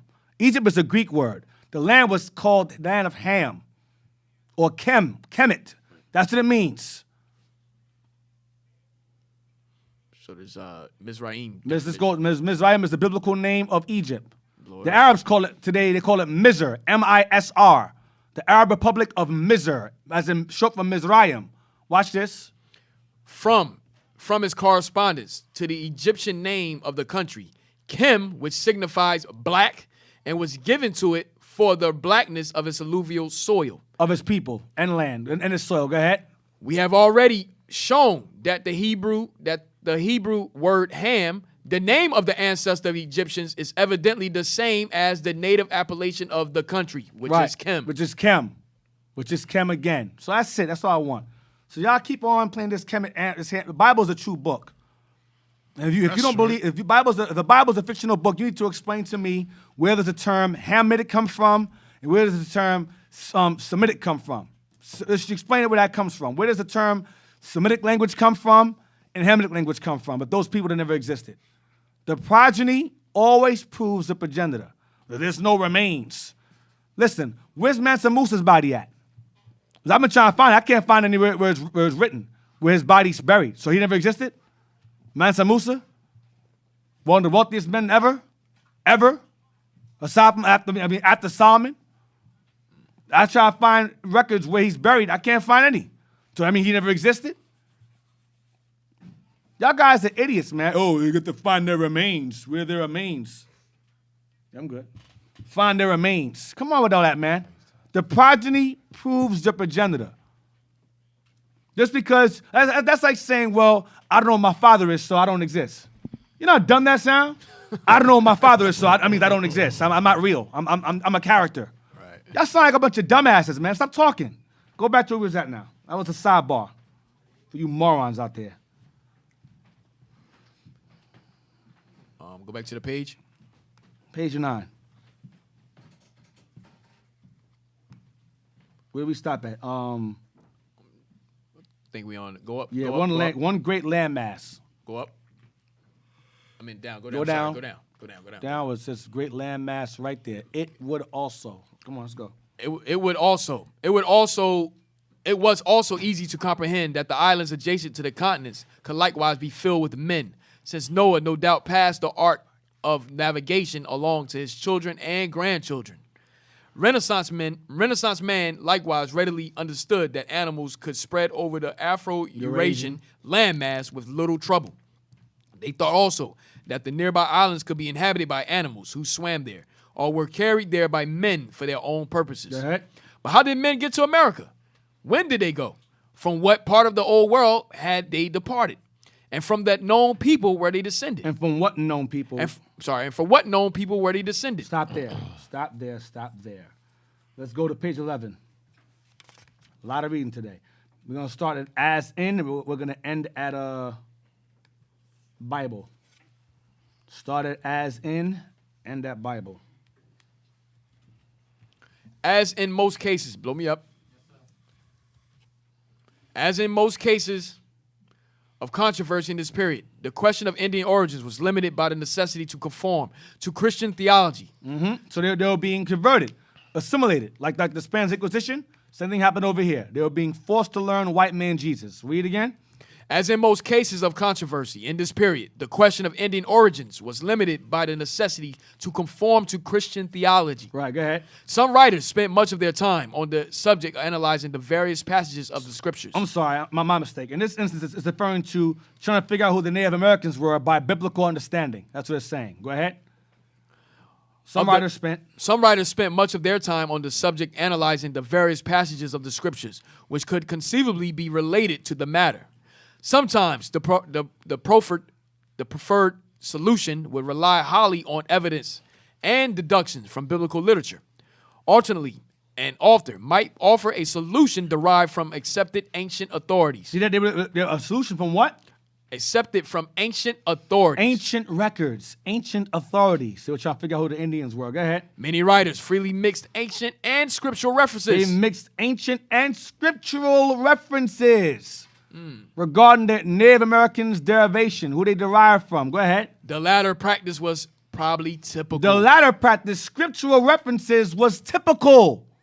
They needed the Bible to figure out who they were on this side. Continue. We're going to go to at no time. At no time. I'm sorry. No. Come on. I'm going to read the paragraph right here too, right? Right there, at no time. At no time in the period before 1729 did anyone offer an origin theory which could not be made consistent with the Bible.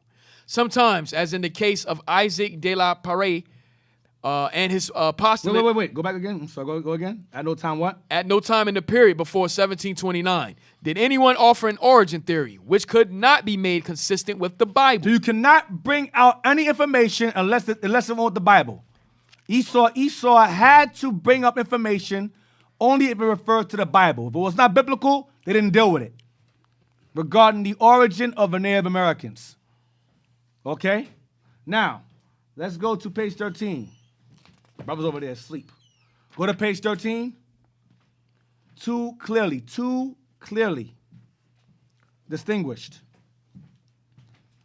Too clearly distinguished traditions. We're going to stop at origins. Two clearly distinguished traditions have emerged from my investigations, the Akustan and the Garcian. So you had two distinct arguments. You had the Akustan argument of them being from the Barren Straits, which is nonsense, and you had the Garcian, who spoke to them and they told them they were Israelites. Two opposing arguments. Go ahead. The first, marked by skepticism with regard to cultural comparisons. So the first was marked by Acosta, his own skepticism, his own opinion, his own suspicions. Go ahead. Considerable restraint in constructing theories and a great reliance on geographical and final considerations is named for Joseph de Acosta, who gave it its earliest clear expression in his Historia Natural y Moral of 1589 to 1590. The Garcian tradition, named for the author of The Origin de los Indios, Of the Indians. That's the book I have right now. We're reading now. Go ahead. 1607, is characterized by strong adherence to ethnological comparisons. To their racial comparisons. So one argument is his own opinions, his own hypothesis. The other is based upon their race, who their descendants. Go ahead. A tendency to accept transatlantic migration. And how they came from one side of the world to the other. It was this argument. Go ahead. And an acceptance of possible origins as probable origins. Right. Go to page 15. We're going to start at the belief that. I'll blow it up. Page 15. So what I'm showing y'all right now, it's a lot of reading, is that you had Joseph Acosta was pushing that based upon the plants and the animals he saw that are in Asia, he's saying, oh, because they're over here, these guys are Asians. They had to have crossed a land bridge. There's no evidence of that. No proof. None. The reason why you had animals from that land of the east over here is because all the land was one great landmass. They just went over to this side. Then as time went on, the lands began to what? Shift apart because of the flood and so forth. They shifted apart. So this land was all over here, and the majority of the rest of the world stayed in the eastern hemisphere. You understand? So the animals just came over here, the land shifted over. He's like, ooh, these animals are in Asia. They must be Asians. Look at the grass. Oh, the grass looks Asian. He's retarded, man. And you stupid ass Negroes sit there and listen to this guy. You believe him. Garcia said, excuse me, Native Americans, what are you? We're Israelites. Okay, they're Israelites. They told me they're Israelites. But the grass is clearly Asian. And people listen to this. Look at the horse. This horse is Asian. And y'all listen to this. No other records. He just made, I gotta say, he just made shit up. It's wild. I gotta say, he just made it up. And niggas is like, yeah. Hey, Dig, they was like, hey, look, a tree. I saw one in Asia. Right. So these are the Asians. That's his logic. That was his logic. And we believe this crap because we believe think it. the white man is so smart and And brilliant. Garcia was like, yo, we spoke to them. And they told us their where is it? Let me go back to it again. Their ethnological comparisons. Ethno is their race. Their racial comparisons, what they were doing, their customs, their language. Garcia dealt with that. He dealt with the people themselves. Acosta dealt with the nature, the plants, the natural area, the horses. That had nothing to do with their race. Let's continue. Where we at? I'm sorry, I got angry and went on a tangent. That was some like dumb stuff, stupid stuff. Hey, D, we got 2 were minutes to break. All right, 2 minutes to break. All right, so read this paragraph, we'll go to break. All right. Where we at? The belief that the Indians were inferior to Europeans, no doubt predominated. So the belief that the Indians were inferior to Europeans, it was dominant in their theories regarding them. Watch this. After all, the Indians did not live accordingly to Christian ideals. They did not live according to white man Jesus. Go ahead. Yet many writers specifically affirmed their belief that the Indians were descendants of Noah, and as such must be capable of reason. Right, the Americans told them what? We derived from Shem. We read that earlier. Go ahead. Though this fact might be obscured by their idolatrous practices, Well, that's common because Northern Kingdom was prone to idolatry. Go ahead. most writers believe the Indians could become Christians. Go ahead. Such a belief was also implicit in the missionizing. Now, Esau referred to their idolatrous practices, which was Judaism. If it's not white man Jesus, the white man says it's idolatrous.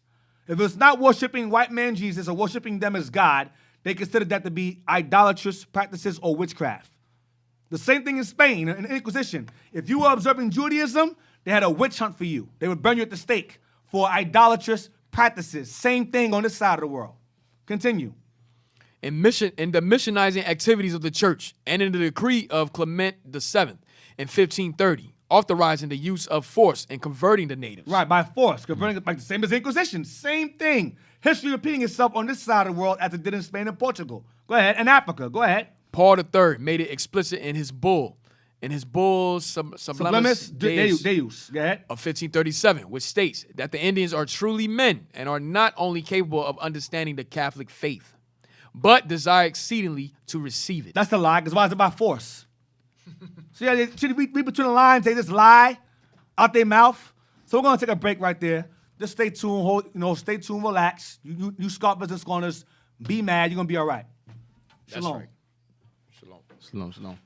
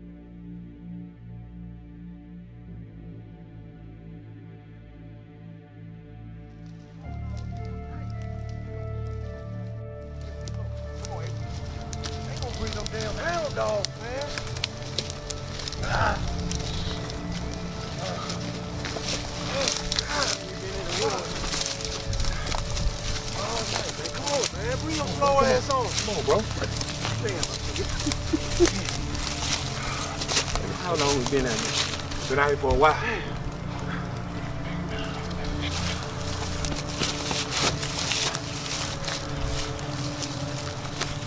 What we do now? You know what? We going to turn back now. Master never know we left. He never know we left. Back? You said turn back? Hell no, bro. Man, we can't turn back. You see what happened to Toby? Kunta, they cut his foot off. Right. The other guy we just passed, man, he's hanging. He turned back, they left him hanging right there. We can't go back. You know what happened to us? Hey, yo, get aloud. Tell them about what happened in your dream. Look, I was on my bed last night, and I think I was like in a trance or a vision or something. I might have been dreaming. And I saw a big black angel, right? He told me to get Gidron, and Gidron insisted we bring you, right? He said, go east towards Jerusalem. He said, go east towards Jerusalem. That's the way to the truth. That's the way to the light. All right? So that's where we go, all right? We can't give up, bro, all right? Come on. Let's go. Come on.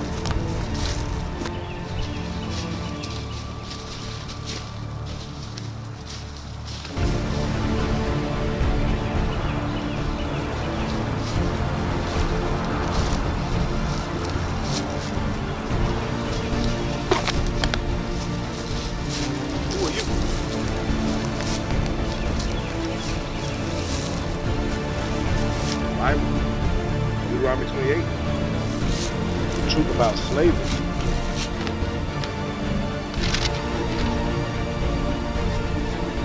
What does this mean? Ask him. Where you go? Where you go?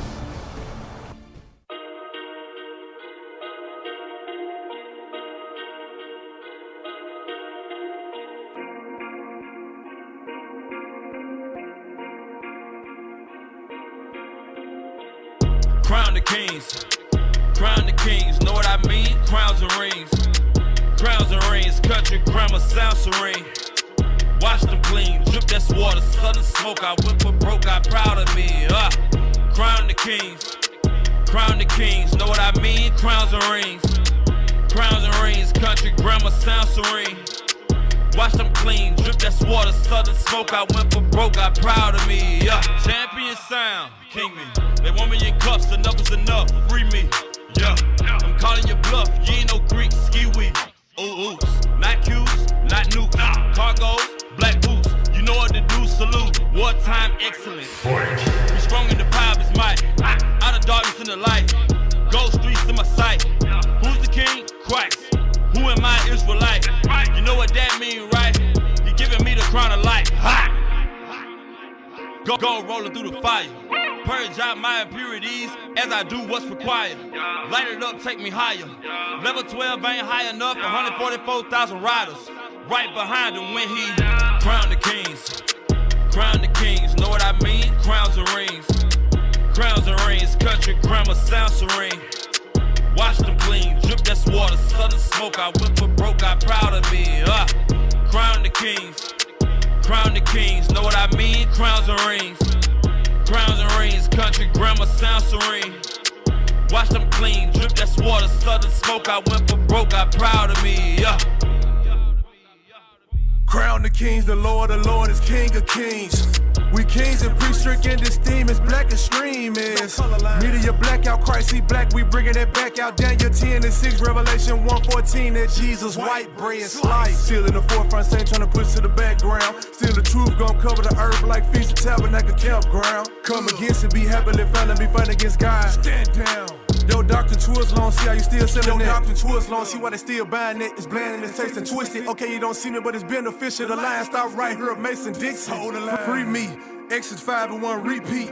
Luke 174 3D. With my glasses at GP. Crown me. Crown the kings, know what I mean? Crowns and rings, country grammar sound serene. Wash them clean, drip that's water, sudden smoke. I went for broke, got proud of me. Crown the kings, know what I mean? Crowns and rings, country grammar sound serene. Wash them clean, drip that's water, sudden smoke. I went for broke, got proud of me. This right here is so electric. Country bumpkin, wake 'em up, narcoleptic. In pain to be delivered like we expected. Crown my king and yes he black, y'all don't accept it. Give me a minute. Country kings always in the building. You're super blind and can't see the vision. I think you lost focus on the mission. Yeah, we making hits back to back like Alabama and Mississippi. Twin crowns for the twin states. God promised us to get the gates. This that dirty. This This the streets where kings were made, where we picked the whole field of cotton while the white man was sipping lemonade. Crown is back where it belongs. Yeah, the South got something to say. Turn up the heat, country kings ruling over our enemy. Crown the kings. Crown the kings. Know what I mean? Crowns and rings. Crowns and rings. Country grammar sound serene. Wash them clean. Drip that's water. Southern smoke. I went for broke. Got proud of me. Crown the kings. Crown the kings, know what I mean? Crowns and rings.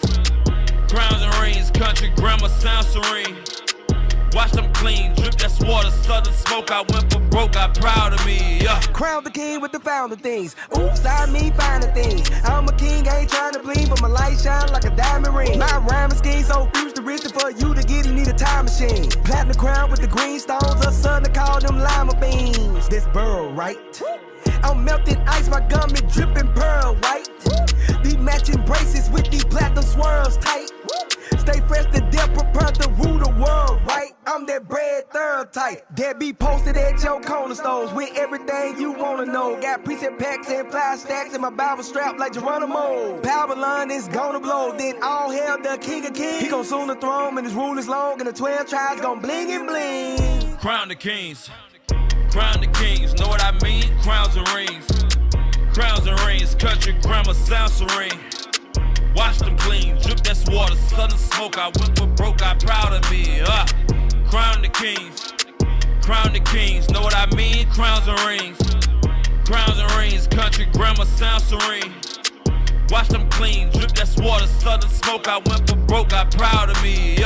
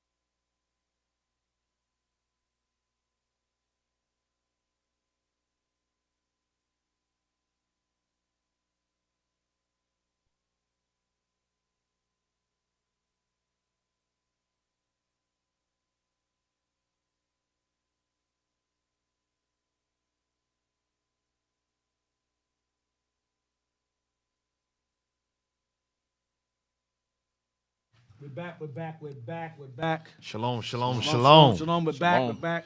To piss you off again. We're just getting started. The Bearing Straight. Setting the record straight about the Bearing Straight being garbage. Let's see. Where we at? Where were we now? We were at page 15, right? Yes, sir. Catholic faith, but desire to receive it. We're gonna end that page. Keep going down. Certain factors. Blow it up. Certain factors appear to lend credence to the assumption, credence to the assumption that there was a belief in the non-human character of the Indians. See that? So they're subhuman. They believe that they were subhuman or inferior to whites. Go ahead. For one, the assertion in a papal bull that the Indians are truly men indicate that the point was in dispute. See that? So some are saying these guys aren't humans, and some are saying they are truly men. You're human beings. Some of these souls like, nah, these guys aren't humans. They're savages. Go ahead. That implication, however, should not be greatly emphasized. The primary purpose of Sublimis Deus, other than the missionary objective, was to confirm the right of the Indians to possess property. See that? So the argument of them being men or not was not more so that they believed they weren't human, but basically was to prove that whether they deserve to have their land or not.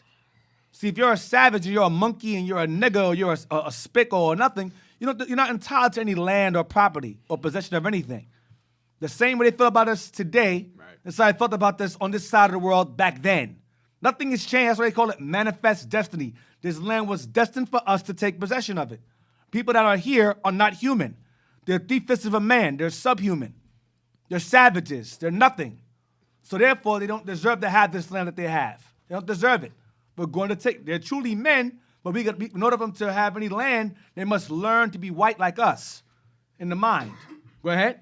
thus preventing wholesale confiscation by the Spanish settlers. Paul affirmed that the Indians were truly men, as part of his rationale for confirming their property rights. Go ahead.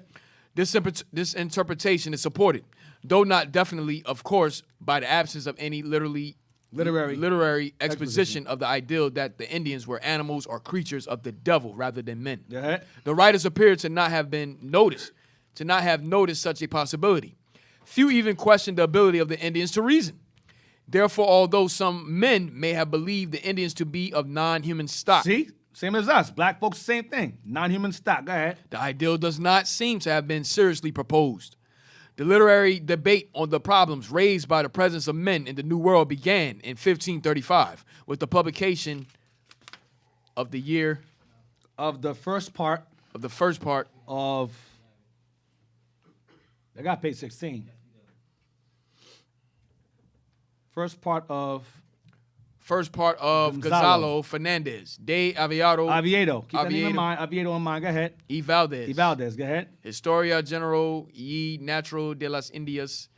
Alas y Terra. Well, yeah. Motto. Officer Don, what you here for? Don It is sitting there says, looking. Come on, man. it says Historia General y Natural de las Indias, Islas y Tierra Firme del Mar Océano in Sevilla. Translate. That mean. Natural and general history of the Indies, of the Indian Islands, and the land by the ocean in Sevilla, which is Madrid, which is Spain. Spain. Okay. Sevilla. I know I got the Sevilla part right. I remember that. Sevilla. Go ahead. All praises. Yeah, thank you, sir. Go No ahead. problem. No praises. Go ahead. Other men, such as Pedro Sancho, Francisco de Xeres, Cortez, and Miguel de Estete Uh-huh. had already written first-hand accounts of America. Go ahead. Their accounts were, however, concerned wholly with military and political developments. Their comments on the Indians were of little ethnological value. Sancho, So their comments were of little ethnological meaning regarding their race. Their writings regarding the Native Americans was little value regarding what their race was. Go ahead. Sancho, in a passage typical of much of the other works, stated in his account of the conquest of Peru that the people of this province, as well men as women, are very filthy, and they have large hands, and the province is very large. The reports of most of the conquistadores were similarly uninformative. They're busy raping and robbing, so they didn't really care much. Go ahead. With Oviedo, the pattern of comment changed. His purpose differed from that of previous writers in that it was historical. Columbus and Vespucci concerned themselves with description. Mm-hmm. Angulera. Remember that name? Angliera. Go ahead. Angleria. Go ahead. Angleria produced a chronological narrative. The other commentators wrote largely for political and apologetical reasons. Uh-huh. Oviedo brought good credentials to his task. He had traveled in the Caribbean region of America extensively and could therefore write with considerable first-hand knowledge. Furthermore, he had the writing of all other commentators on the American continent. That's the Kingsborough. The Kingsborough gathered all the accounts together regarding them saying who they were, being Israelites. Go ahead. Oviedo had already written a brief Sumario de la Natural Historia de las Indias in 1526. His Historia General was the result then of both personal experience and long acquaintance with the literature on America. Stop. Go to Move the that two cursor. opinions. Move the cursor to the side. Move the cursor to the side. Go to the bottom. Offer two opinions. Oviedo offered two opinions about the place of origin of the Indians. Watch this. This is Oviedo's opinion. Watch this. On the one hand, he hinted that Carthage might be their ancestral home. He hinted that Carthage might be their ancestral home. Wow. Why do you think Carthage is their home? Carthage. Read on. On the other, he thought it most likely that the earliest inhabitants.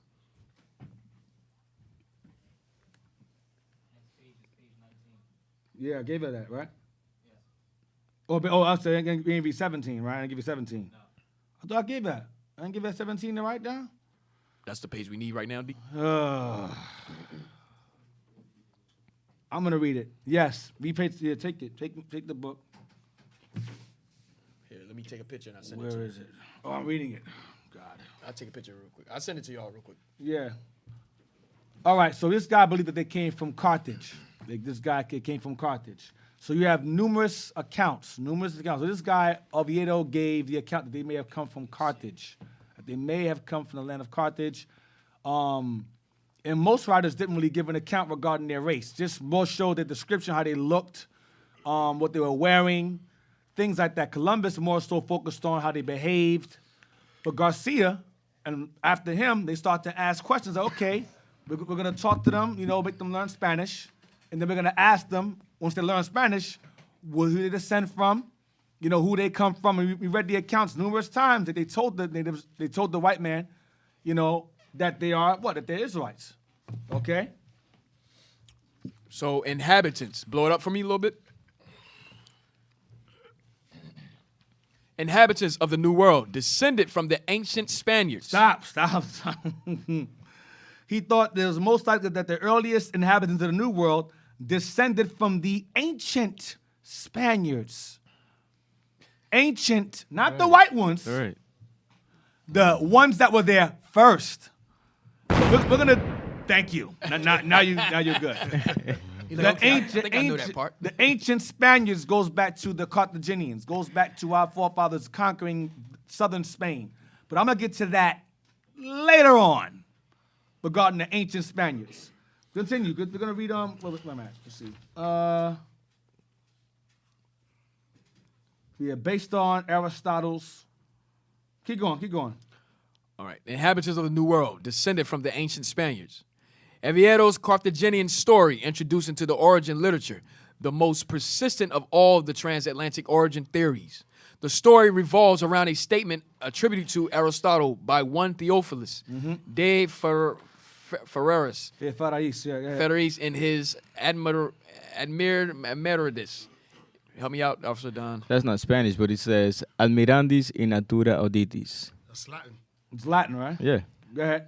The work by Aristotle from which this story was taken. So he got this history of them being from being ancient, derived from ancient Spaniards by Aristotle. Watch this. Officer Don. Mirabilibus aut secultatinubus. What that mean? That's Latin. It's Latin. You don't know. That's Latin. Oh shit. Oh, sorry. Shoot. You read it the same as Spanish, but Latin. All right. Good. Read on. Was not what? Was not available to the men of the Renaissance except by way of Theophilus. Go ahead. Fernando Colon, go ahead. Who apparently knew the story from Greek as well as Latin sources, included a Spanish translation of his own in his biography of his father. I believe Fernando Colon is Columbus' son. Go ahead. Since the story recurred so frequently, a translation for Fernando follows. Yeah, so I want that.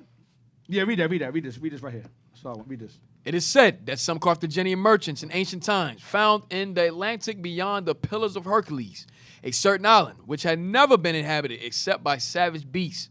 It was all forest with many navigable rivers and abound in all things that nature produced. But it was many days sailing from the mainland. On arriving there, the Carthaginian merchants, seeing that the land was good because of its fertility and its temperate climate, settled down. But the Carthaginian Senate, angered by this, publicly decreed that no one could go to the island under pain of death. Those who had first gone were condemned to death and ordered that news of the island not reach other nations. And some stronger empire take possession of it and thus make it contrary to and inimical to the liberties of Carthage. Right, so he believes that they came over here based upon that history, the Carthaginians, that they're ancient Carthaginians. We'll get to that later on, about why he came to that understanding. Let's go to page 19. Page 19. It's gonna get better. There's a lot of reading, y'all. But watch this. I'm gonna get there. We're gonna start at some Spaniards, and we're gonna end at evidence also. Some Spaniards did not receive Oviedo's Historia General y Natural Fably. Blow it up. Some Spaniards did not receive Oviedo's historical account regarding the Native Americans. Go ahead. All right.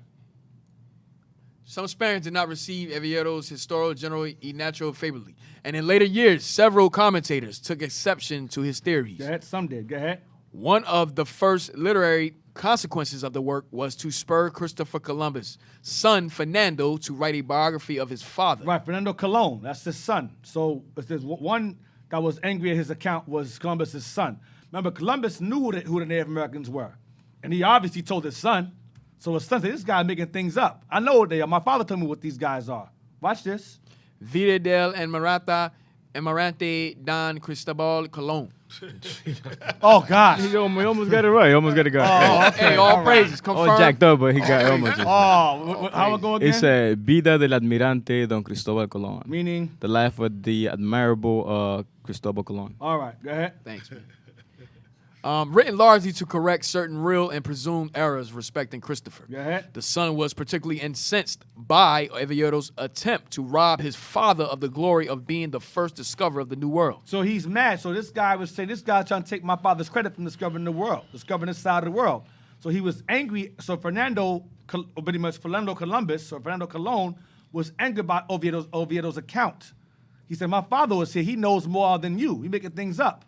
So he was angered by Oviedo's account. Go ahead. He completed the biography before 1539, but unfortunately he did not publish it. Go ahead. The book appeared first in an Italian translation in 1571. His arguments are however, germane, and they illustrate the availability and types of information which could be turned against the Oviedo position. Right, he was in opposition to Oviedo's account. Read on. Fernando stated his critique of Oviedo's Carthaginian and Hesperian theories by calling them fantasies. So he's saying this guy is making things up. That Carthaginian account that he got from Aristotle, it's not really true. Now, it's partially true because the Carthaginians are Israelites. So that part is true, but he's saying them coming over here based upon that account is not true. That's what he's saying. Go ahead. Void of reason or foundation.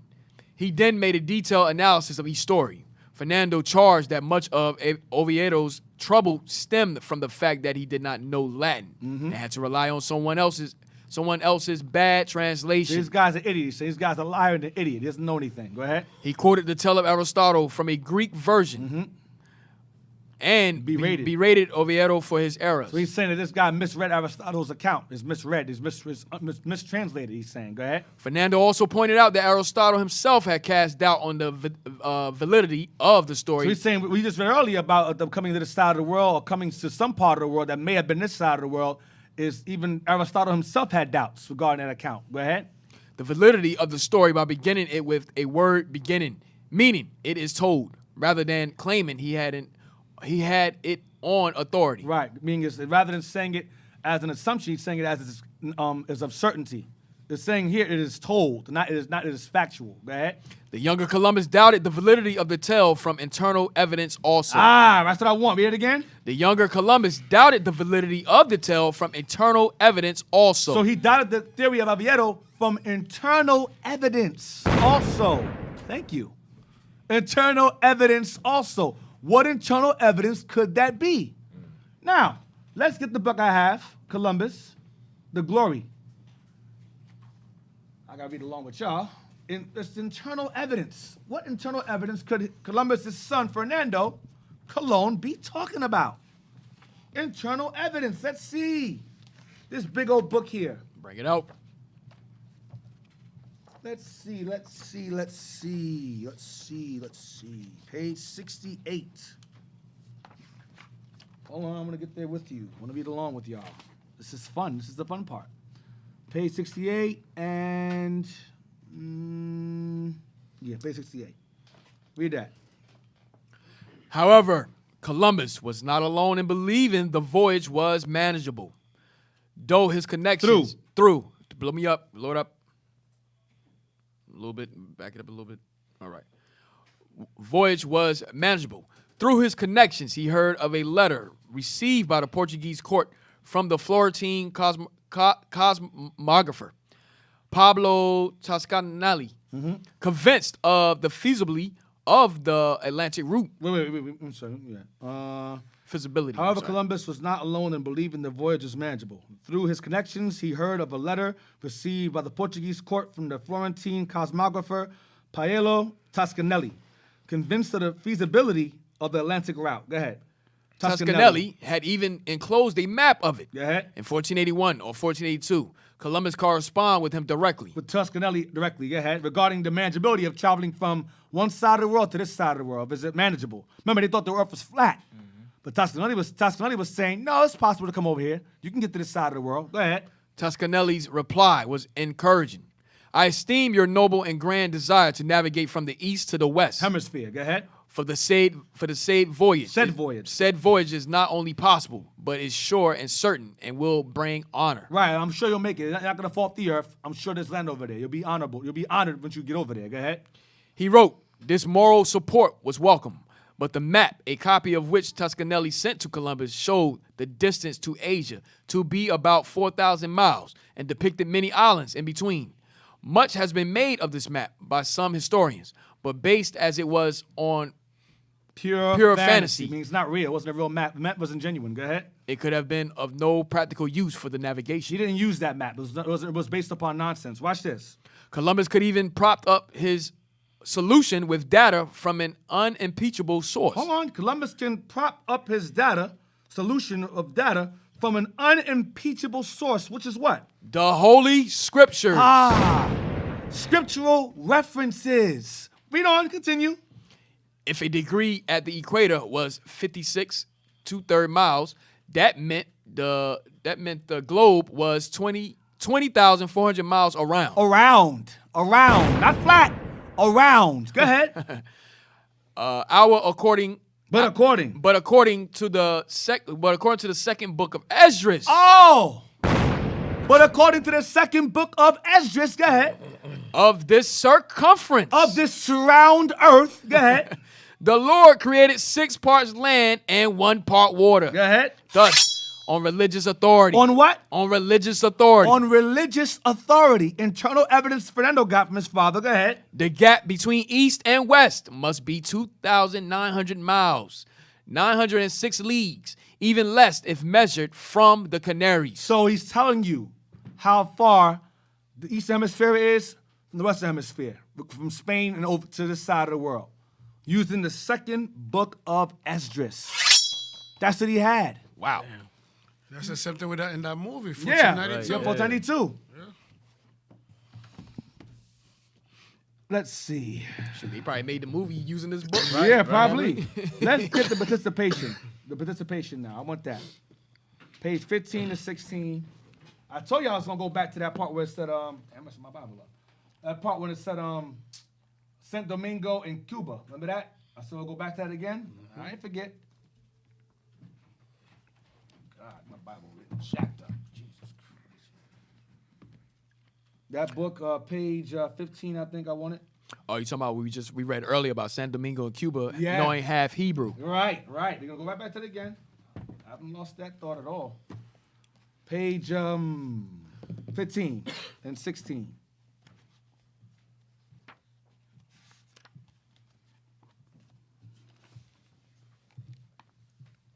Now, this book, Participation, that I'm reading here.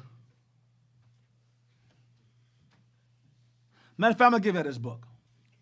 I have to give you this book because it's going to be referenced in the next thing I'm going to show y'all.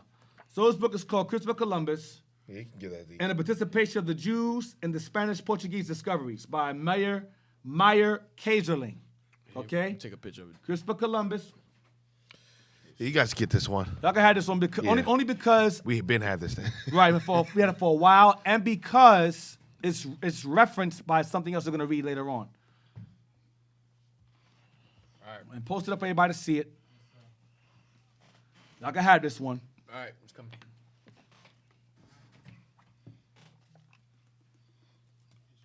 Order mine before it goes up. What was the last book you brought? This one, right? These two. There you go, Israel. There's a book. There you go. There's a book right there. Only because it's unavoidable. I have to reference it by name. I can't hide it. Piece of meat. Christopher Columbus and the Participation of the what? Let's say again. Of the Jews in the Spanish and Portuguese discoveries, because he had Jews as his shipmates to help discover this part of the world. He had a lot of Jews and Moors and Spaniards on his ship that were used as translators to talk to the Indians on this side of the world. That's his internal evidence he's talking about, that his son is referring to. Fernando is referring to. Now, page 15, let's go. Some gainsayers that left up out of here talking real dumb about this book. I'm gonna embarrass you too, and just embarrass you in your stupidity. Page 15. Where want me to start at, Deacon? This is page 15. Start from He was also. He was also, yeah. It's referring to Columbus. I'll start it. It says, page 14 says, this book interested Columbus so much that he exerted 3 whole chapters. Watch this. He was also very fond of reading the Bible and the 4th book of Ezra. Or 2nd book of Ezra. He was very fond of reading the 4th book of Ezra. Go ahead. Which was probably written by a Jew who lived outside of Palestine. Go ahead. According to his own assertion, the incentive that impelled him to plan his discoveries was not a love of science. But what? But his interpretation of the prophecies of Isaiah. Woo! So not only did he believe in America based upon Esdras, he believed in America based upon the prophecies found in Isaiah. I'm going to bring that out later on also. Yeah. Isaiah making reference to the Americas also. Continue. In Portugal, Columbus earnestly conceived the ideal of making maritime discoveries by way of the west. He wished to find a new ocean route to the regions of Cathay and Capango, which were reputed to be rich in gold and spices, and also to the realm of the priest King John, whose letter to the Pope Eugene IV or to Emperor Frederick III, a Jew, is said to have first published in the middle of the 15th century. 1400s, go ahead. Henry the Navigator had already conceived a similar plan, and the Portuguese kings never lost sight of it. Go ahead. This bold conception took firm root in the mind of Columbus, mainly through a letter which the great Florentine physician and astrologer Toscanelli, remember that? Toscanelli, go ahead. Sent to King Giles. King Giles, King John II, go ahead. Through the monk Fernando Martinez. That's page 16. Fernando Martinez. Columbus applied to Toscanelli for a copy of this letter and received it through Garati, a Genoese who was then living in Lisbon. That's a Spaniard. Genoese is Spaniard. Genoese is Spain. Go ahead. Columbus at length proceeded to carry out his project. He laid before King Giles a proposition. Now, King John II was the same guy that Bishop brought out in class that had us kicked out of Spain and Portugal. We fled into Africa. He brought a lot of slaves into the islands of Saint Tomé and Guinea. That was St. John II. It's St. Giles or St. John is the same guy. Same guy. Go ahead. Columbus at length proceeded to carry out his project. He laid before King Giles a proposition to lead a squadron along the African coast and thence across the ocean to the land whose wealth Marco Polo had so misleadingly described. Mm-hmm. The sullen, distrustful monarch regarded Columbus as a visionary babbler. He didn't believe Columbus at all. Go ahead. And especially on account of the navigator's enormous demands. Saw in his scheme more pride than truth. But Giles laid the matter before his nautical junta, consisting of Diego Ortiz, Bishop of Ceuta, and the court physicians, Joseph and Rodrigo. They regarded the project as chimerical and said that the whole plan rested on Columbus' visionary conception of Marco Polo's island of Capango. Nevertheless, the king considered the matter of such importance that he submitted it for further consideration to his council of state. So there was an argument regarding Columbus's voyage, blah, blah, blah. I don't know if I even had that there. Go to page 98 now. Page 98 and 99. So they were arguing about whether Columbus's trip was true or based upon his opinion, but then eventually they gave him a ship, and he gave him a crew, and during the time he was allowed to sail out was the Inquisition. So many of our brothers who were trying to escape that persecution of the Inquisition, they decided to aid Columbus on his trip to this side of the world.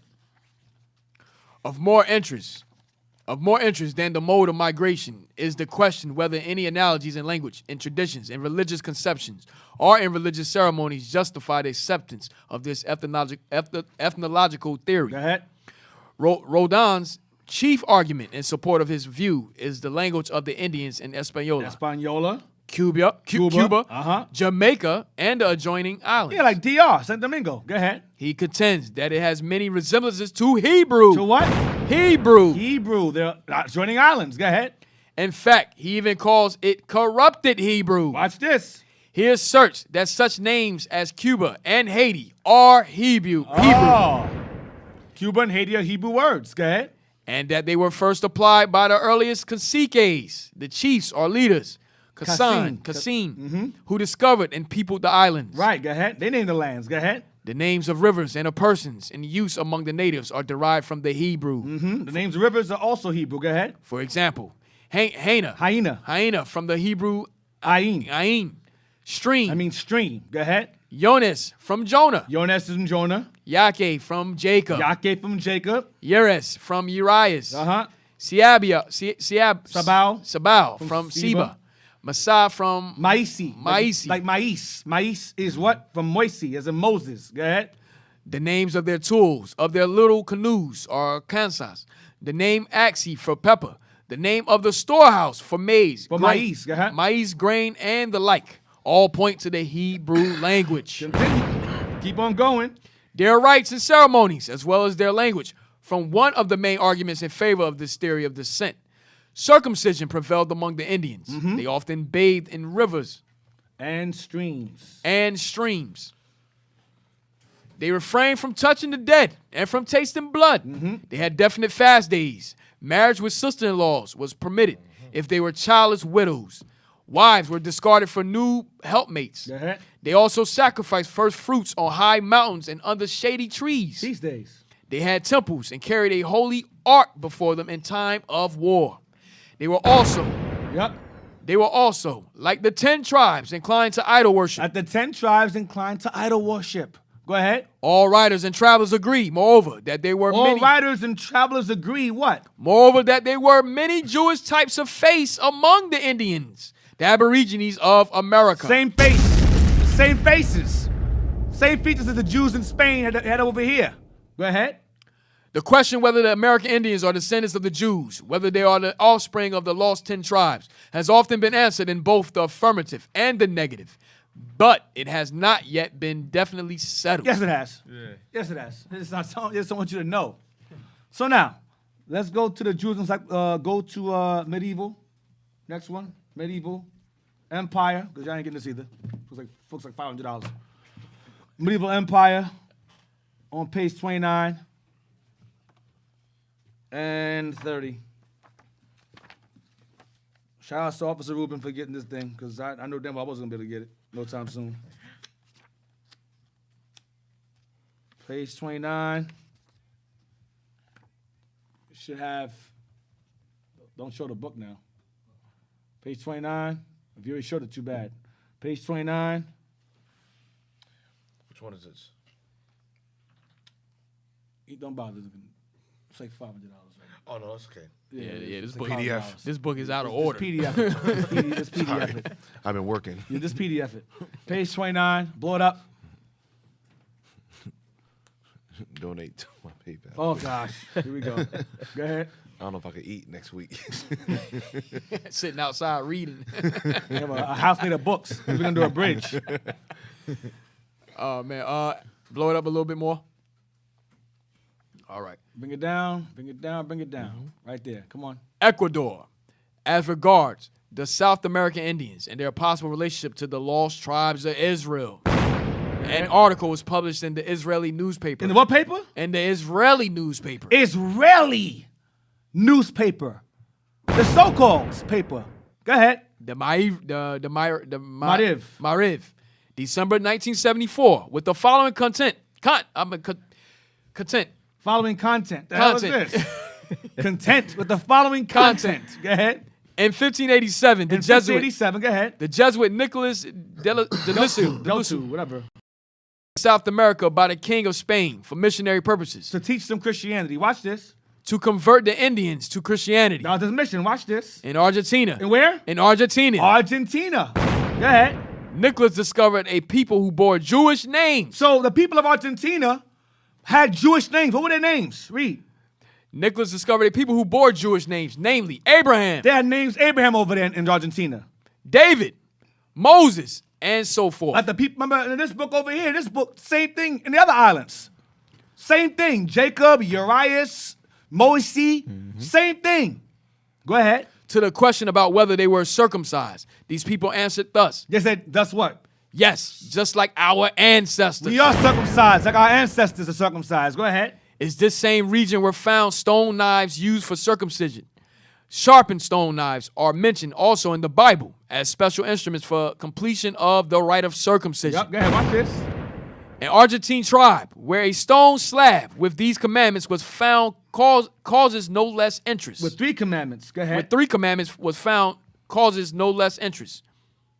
Do not steal. Do not. Nope. Go to the bottom. It's on the bottom. You on the wrong page. Go back to the book again. Go back to it again. Do not steal. Do not steal. Do not lie. And do not kill. They had commandments on stones. Do not steal, lie, or kill. Go ahead. One may assume that these commandments are from the Old Testament. And that they appear to where? Go to the next one. May assume. One may assume. You know how Esau does. And that they may appear, they what? And that they may appear in these lands before the arrival of the Spaniards. They appeared in these lands before the arrival of the Spaniards. Go ahead. In 1974, in this very same region were found round stone slabs. With what? With menorahs. Damn. 7-pointed candlestick. They had stone slabs with menorahs etched into them. Why would these natives have menorahs etched in stone and commandments there with Hebrew names? Why? What other nation would do that? The Chinese do that? The Japanese do that? Go ahead. Along the sides of these menorahs in the Aramaic language was the inscription Passover. Damn. They got damn Passover written there on the menorah on stone. Go ahead. The Aramaic language, we recall, is a language of ancient Israel. Watch this. Along the slab was found a long stone. Along that slab of Passover and the menorah on it is what? In a shape which resembles a brick. A long stone next to it and resembles a brick. Go ahead. With an engraving of a ship. With the engraving of a ship on it saying what? The emblem of the Zebulon tribe. Of the Zebulon tribe. On the ship. Hey, Deacon, on the what stone. book is that? Let me see that real quick. Wait, let's finish first. Can I afford that one? Go ahead. $1,000. Hey, if you want to donate to my book drive, the book drive. My book drive called Hey, Cap, I Ain't Got It. I just looked at it. What's up? $999. Like I said, don't ignore the prices. I know some of you guys got long money. So donate to the Captain Joel book drive. You can put it in the description. You could donate to IOIC.New Jersey at israelunite.org. Put in the description Captain Joel book drive. Wow. All right? Help me, help you. Wow. Go ahead. Right. And with engraved word Zipporah, the name of Moses' wife. Damn. And perhaps the name of the ship. The name of what? The ship. The name of the ship that they took to get over here. They called it Zipporah after Moses' wife. Wow. Go ahead.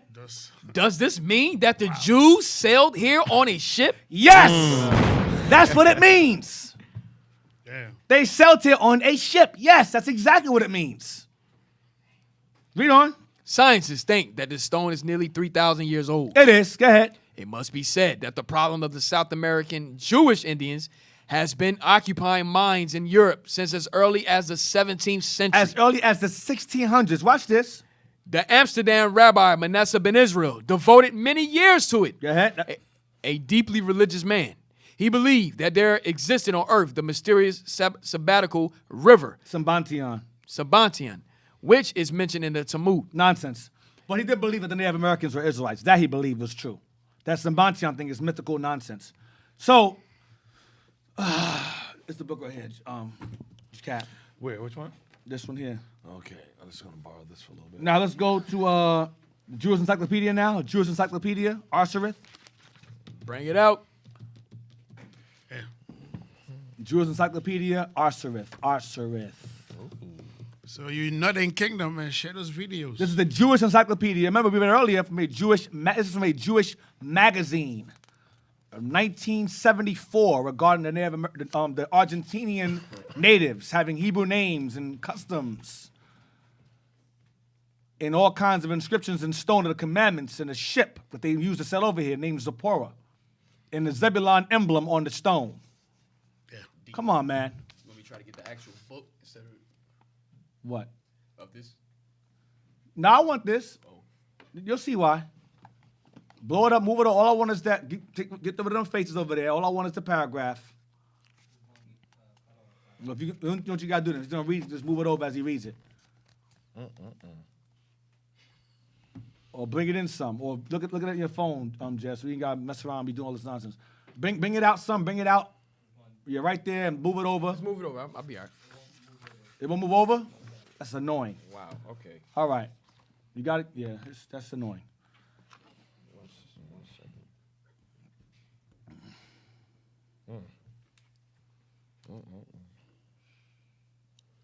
All right.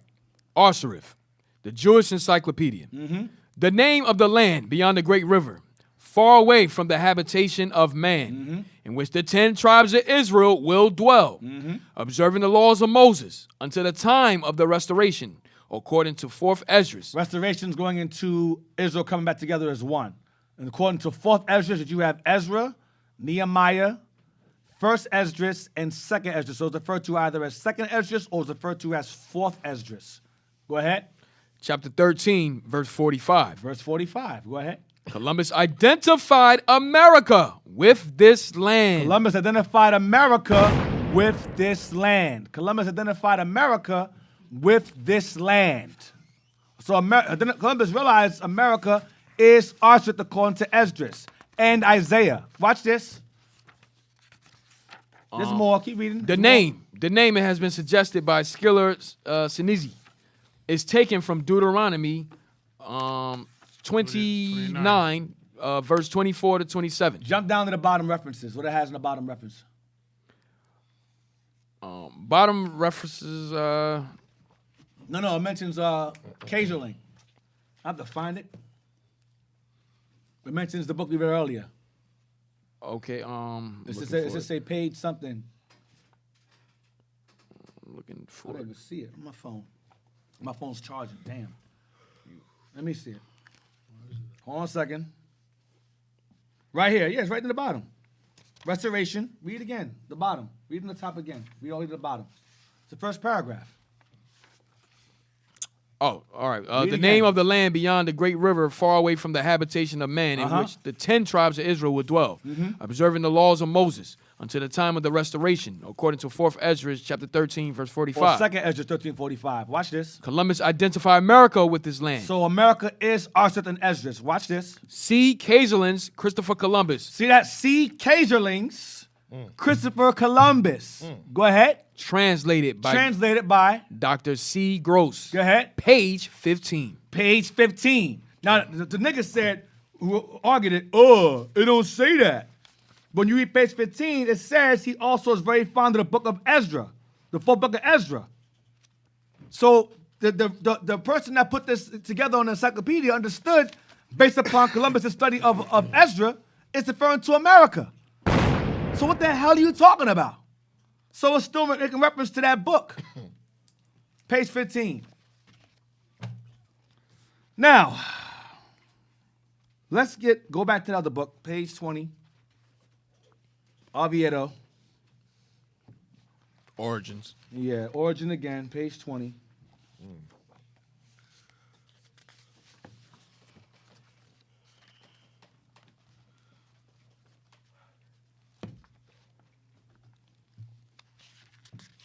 Y'all all right? Right. Oviedo's.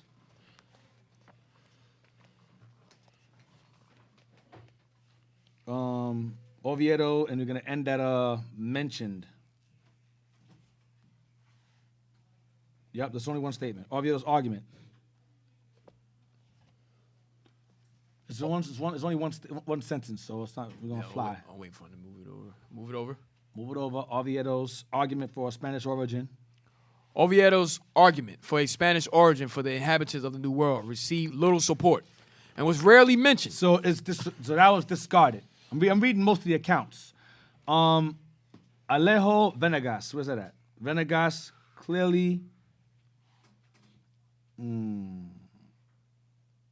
Right there. Yeah, read that. Venegas clearly argued that the first inhabitants of America descended from Carthaginian settlers.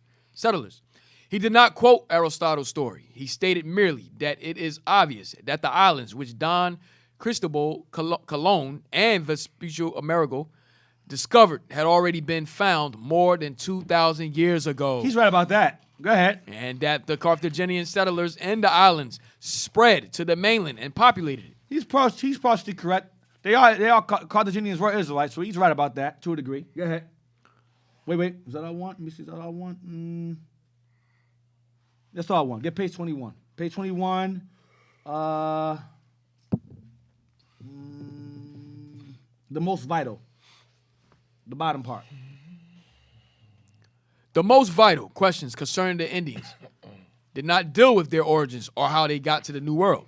The questions focused on whether the Indians were capable of becoming Christians, whether they should be converted peacefully or So forcibly. he's so sending hell who they are, or where they're from. Let's focus on making them Christians. Let's focus on Europeanizing their brains.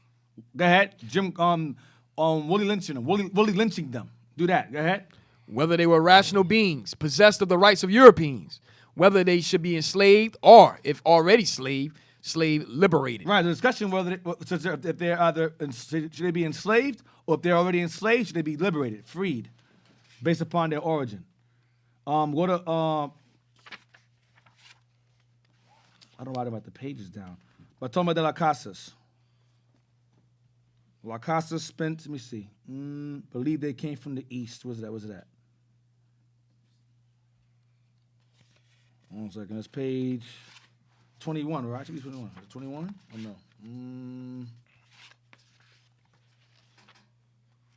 I didn't write that page down. It's wrong. I think I was just jotting stuff down. Hold on a second.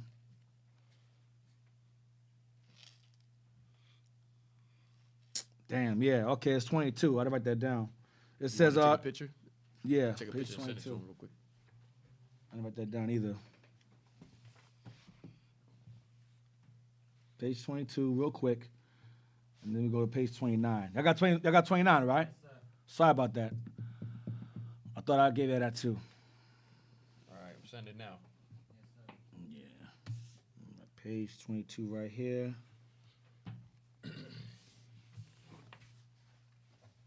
All right. We're gonna start where it says they believed in Bartolome de las Casas.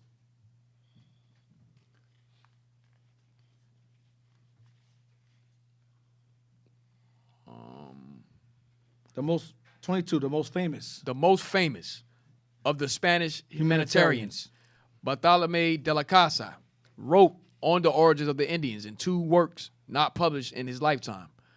The Apologetica Historia, completed by 1550, and his Historia de la Indias, History of the Indians. Go ahead. completed by 1559.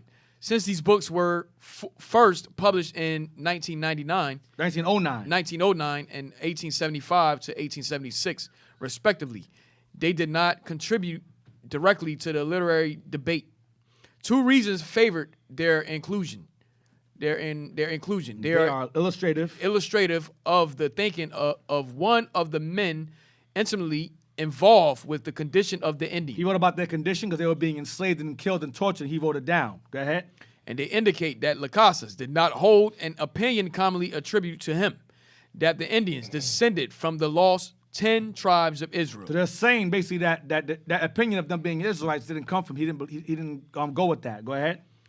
In his Apologetica Historia de la Casa stated that he believed that the Indians of the Western Indies descended from those of the East Indies because the West Indies are part of the East Indies. He based his conclusion on a comparison of the multitude of people and nations and diverse languages, which are characteristic of the West Indies, and also according to Herodotus and Diodorus of East India. Right, that's what he believed. They came from East India. That was his belief. They came from East India or whatever, because they were connected. Go to page 29. He was trying to save them, though. Because they were being killed. He was trying to see. He said, I'd rather you, rather than kill the Native Americans on this side of the world, let's just convert them and enslave the blacks instead. That's what he said. That's what he believed. That the blacks should be enslaved instead of the natives. Page 29, we're going to go to one such.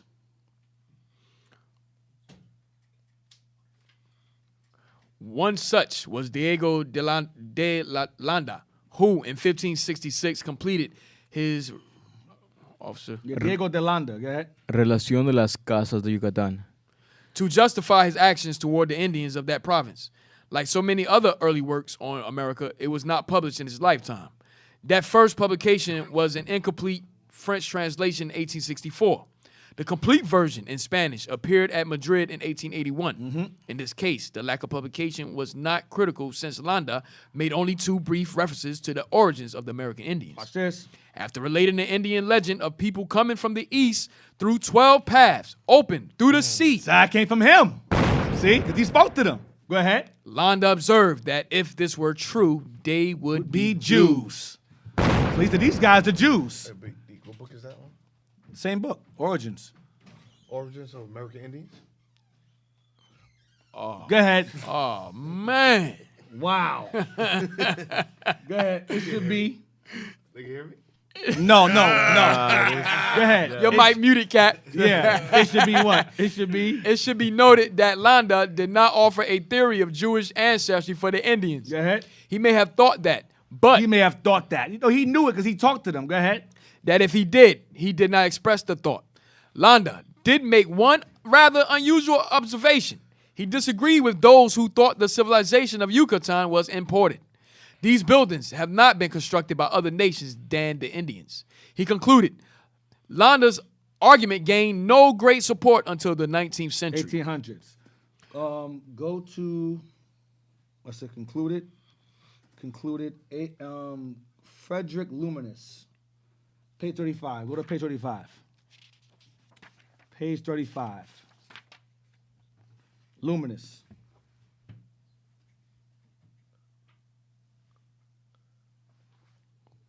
Okay, I got that one. Luminous introduced most of the theological arguments, which were later advanced to indicate a Hebrew origin for the Indians. So he pushed it. These guys are Israelites. Go ahead. The basis for his story of how the Jews got to America was the 4th book of Esdras, whose authority Luminous accepted despite its apocryphal standing. So he said, based upon the book of Esdras, these guys are Israelites. Despite the book not being considered canon, he said, well, based upon this book, I think it's canon. These guys are Israelites based upon Esdras, like Columbus. He followed Columbus's thought process. Go ahead. The authority of Fourth Kings and the prophet Isaiah supported the Esdras account. See, the authority of 4th Kings and the prophet Isaiah supported the Esdras account. Because Columbus read the books of Isaiah and Esdras to conclude that there's a Western Hemisphere. Go ahead. A detailed discussion of these passages and the development of the biblical arguments for Indian origins will be given below. Watch this. Briefly Luminous, argument was that the 10 tribes of Hebrews exiled to various parts of the Assyrian Empire, but Shalmaneser had escaped to Asaph, which Luminous identified as India. America. The Indies. America. He identified it. Where am I at? That's page 35, right? Continue. Spanish writers who adopted or commented upon the Hebrew origin theory generally did not cite other contemporary authors as sources for their opinions. When they did, the most frequently cited work was the Chronographia of Gilbert Genebrod, yeah. French cosmographer and clergyman. The book appeared at Paris in 1567 and was widely used in Europe.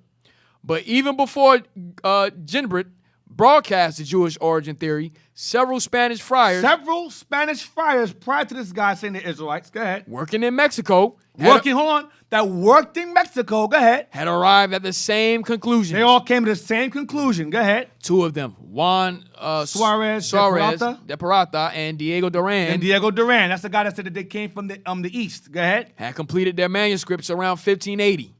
A third, Around when? 1580. This is before Mormonism. Before. Oh, that's Mormonism. This is before that. 200 or 300 years before Mormonism. Before Joseph Smith. See, I come with that garbage. They're pushing Mormonism. No, we're not. That's way before the account. These accounts are way before Mormonism. Go ahead. A third, Juan de Tovar, worked with Duran and supplied both his own and Duran's work to Joseph de Acosta. That's what you want to deal with. Read it again, but even before, start from again. But even before Genebrod, Even before But even before Jenner broadcast the Jewish origin theory, So before he presented the origin theory of the Native Americans being Israelites, watch this. several Spanish friars working in Mexico Several Spanish friars working in Mexico as Christian teachers, go ahead, had arrived at the same conclusions. watch this. Two of them, Juan Soares de Parata Juan Peralta, watch this, and Diego Duran, and Diego Duran, go ahead. had completed their manuscripts around 1580. So they wrote their conclusions about the Native Americans around 1580. Peralta and Duran, watch this. A third, Juan de Tovar, And Tovar was the third.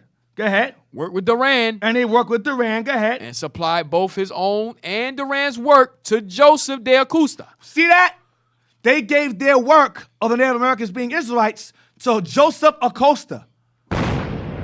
Watch this. For use in his Historia Natural y Moral. So they gave their accounts to Joseph Acosta to say, listen, these guys are Jews. Acosta said, no, I don't believe that. Even though he got his information on the Native Americans from two friars that said they were Israelites, Acosta was like, I'm not putting that in my journal. I'm not going to accept that. Despite several accounts to the contrary. So Acosta was a demon, a devil. He understood the danger of exposing these guys being Israelites. If these guys are Israelites and they're Jews, we're not entitled to this land. If these guys are keeping the commandments of God, they're not savages. They're not subhuman. We must not push this idea that they're Jews. The two other guys are like, so what? Big deal. But this guy being the devil said no. His mind was, he thought ahead. He said, nah, you guys are stupid. If you guys expose this, that will destroy the whole purpose of us having this land. Manifest destiny will not be a destiny at all. So I'm going to say these guys are savage. They came from the Bering Strait. They're not Israelites. They came from Asia. I'm going to push that. You guys are right, but I'm not going to put that in my account. So these three men, Tovar, Peralta, and Duran, assisted Acosta in his history documentary, and he said, nah, I'm going to dismiss all three of them and make up some BS. That's where your Bering Strait comes from. A liar. A freaking liar. Now, where we at? Let's, Peralta believed. Let's read on. Swan, keep on going. Juan Suárez de Paratas. Tratado. Officer. Tratado del Descubrí. 36. So Juan. Tratado del Descubrimiento de las Indias. What that mean? The discovery of the Indies, like treating the discovery of the Indies. Okay, go ahead. Remained Unpublished until 1878. Go ahead. Diego Duran's Historia de las Indies de Nueva De las Indias, de Nueva España y You las... got it? Isla de Tierra Firme. Yeah, what that mean? Like history of the New Spain, the Indies in New Spain. All right, go ahead. appeared in 1867 and in 1880. Go ahead. Juan de Tovar, a relative of Duran. So Tovar and Duran were relatives. So these two together, along with Peralta, discovered the identity of the Native Americans based upon their interaction with them. They were converting them to Christianity. So they taught them Spanish. Then when they learned Spanish, they said, okay, you guys know Spanish. Who are you? Where are you from? They said, we came from the East. God opened 12 roads for us, and we came from the East. They said, well, these guys came from the East, and they had 12 roads. They're Jews. They said, Acosta, these guys are Jews. Acosta was like, no, they're Asians, because their horses are Asian. Their apples are Asian. The grass. The grass. Hold on. It's Asian. See how it falls? And you dumb Negroes is like, yeah, they're Asians. They're Asians. Dumbass people out there. Go ahead. Wrote his Relación del Aragin. I got it. It says, I'm trying to do my Thank thing you, with that, sir. man. You know. Relación del origen de los indios que habitan en esta Nueva España, según su historia. So it means the relation of the Indians' origins that inhabit this New Spain according to their stories. New Spain, Mexico, right? New Spain? Yes, New Spain is Mexico. Right. Mexico. Go ahead. In the 1570s, the manuscript was lost and not found again until 1856. For many years, it was referred as the Codice Ramirez. Codice Ramirez, only in the past 2 decades has Tovar been accepted as its author. So I'm showing y'all the accounts, several accounts of the Spaniard, of the missionaries, Spaniards. All of them came to the same conclusion, most of them, that these guys, including English explorers, French explorers, Spanish friars, Spanish explorers, Spanish navigators, all came to the account these guys are Israelites. Acosta was like, no, I'm not going with that. If I go with that, it's going to disrupt the whole idea of this land belonging to us. So we're going to say that they're savages. They crossed the Bering Strait. They were Asians, and that's it. Because these guys are Israelites, we're killing and enslaving God's people. We cannot let that go on. We cannot let that go out. We cannot. We're going to keep it in the Library of Congress. We're going to keep it in the Smithsonian. We're going to keep it in the Vatican. Paris. We're going to keep it in the Israeli newspapers, Paris, France, but America, nah. Keep that quiet. We're going to charge $1,000 for the book. Right, for the books. Let's see, page 36. Believed in, read that. Believed in, keep going, where we at? Keep going, read down. In addition to these 3 friars working in Mexico from Mexican materials, Miguel Cabello Valboa wrote his Miscellanea Antarctica at about the same time for Peruvian materials. Cabello Valboa's Miscellanea was first published in 1840 in a French language excerpt. A copy of the manuscript was edited and published in 1945. The Miscellanea proposed a non-Jewish Arthurian origin for the Indians, and will be used here to clarify the distinctions between Jewish and Arthurian theories, so frequently ignored in modern studies. Although Suarez de Parata, Duran, and Cabello Valboa remain unpublished until the 19th century, a discussion of their works is useful to illustrate the growing complexity of the discussion and to point up the developments of and differences between the Jewish, Canaanite, and Arthurian origin theories.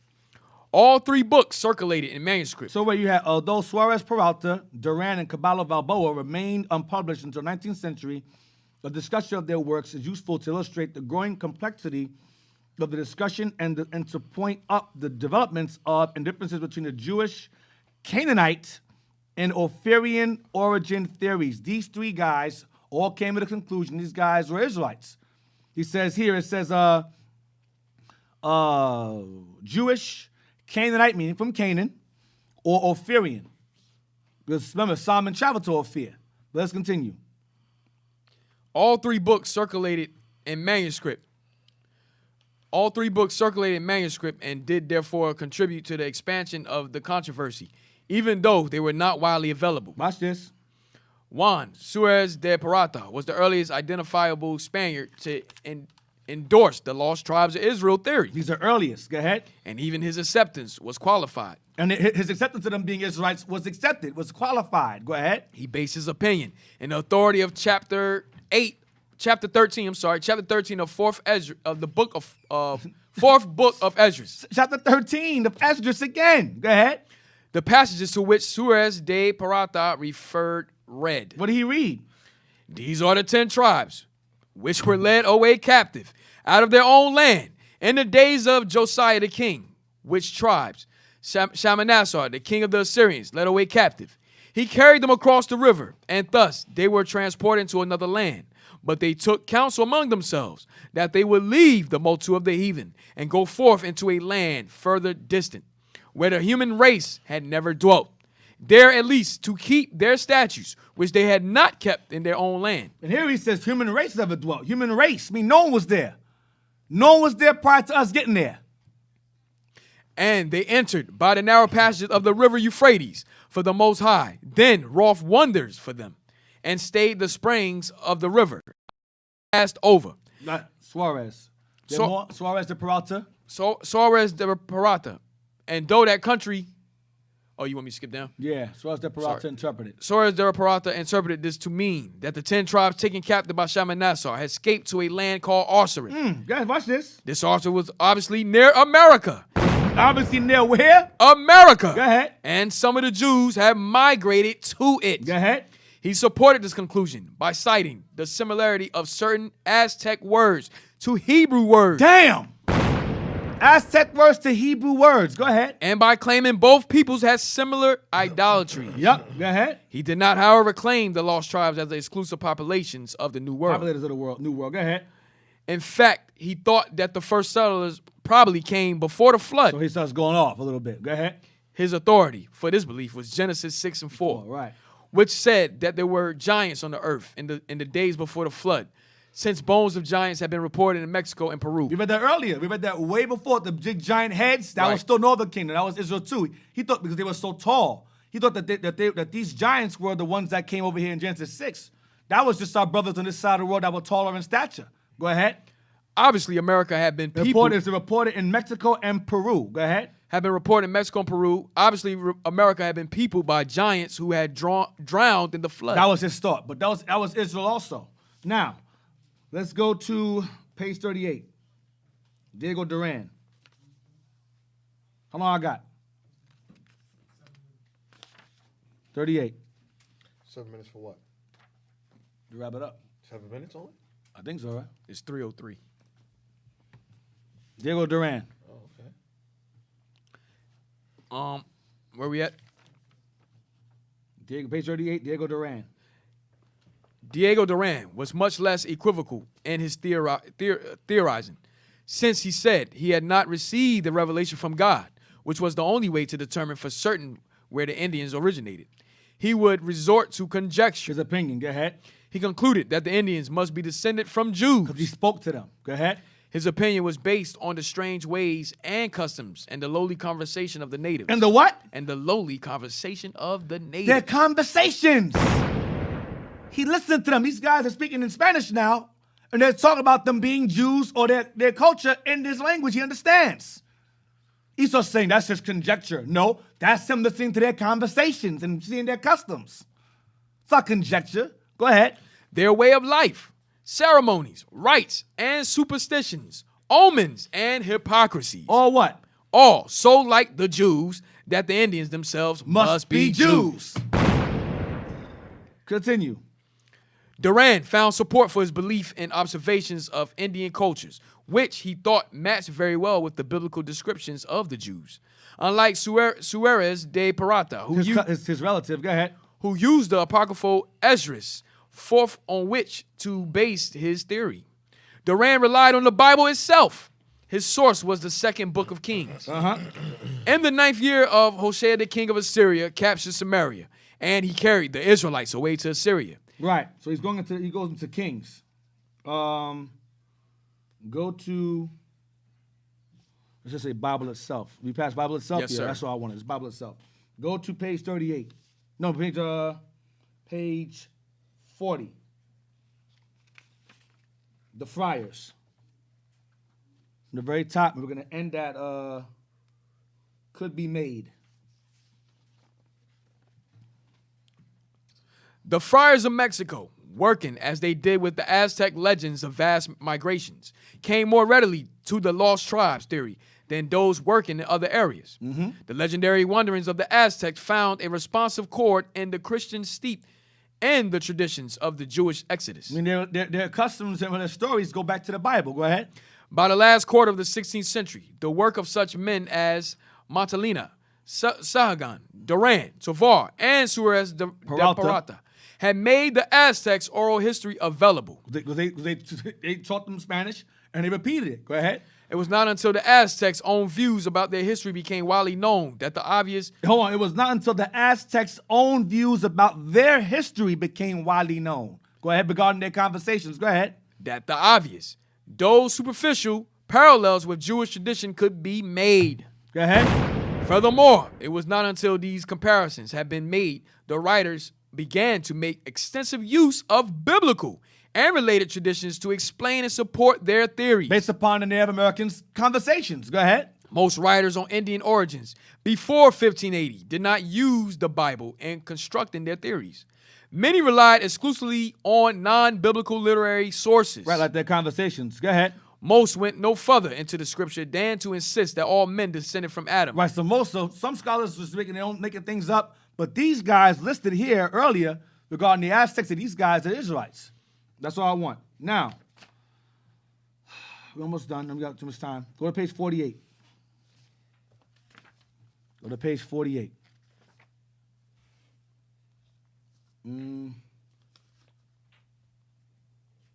Right, page 48. Let's start at the top. We're going to end that. He changed the pattern. Watch this. Change the pattern. Europeans made surprisingly little headway before 1589 in their attempts to discover the origins of the American Indians. The usual method for tracing origins consisted of noting certain cultural affinities, dress, speech, manner, religion, between the Americas and some old world people of antiquity. They compared those two together, those two in comparison. Go ahead. And then inventing a mode of transporting that people to America. From the old world to America, based upon their dress, speech, manner, and religion. Go ahead. And frequently the comparisons might be made with contemporary peoples to the extent of noting and explaining the differences which had developed since the settlement of the New World. Go ahead. On the whole, the writers presumed a large measure of cultural stability. That is, implicit in their works was the belief that the cultures of antiquity had not changed much in the intervening millennia. Go ahead. Joseph de Acosta changed that pattern. He changed the pattern. Everyone's saying that they're Jews. He said, nope, they're Asians. He changed the pattern. These guys came from the old world. No, they come from Asia. Jose de Acosta changed the pattern. Page 49. I know I ain't got much time. Put the time up or something. Come on. Page 49. Since experience.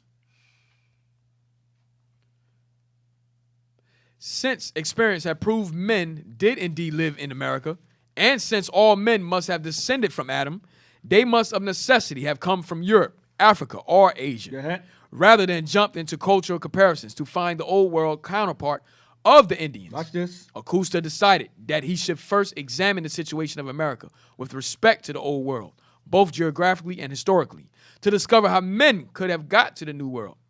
Only then could he determine which men had actually come.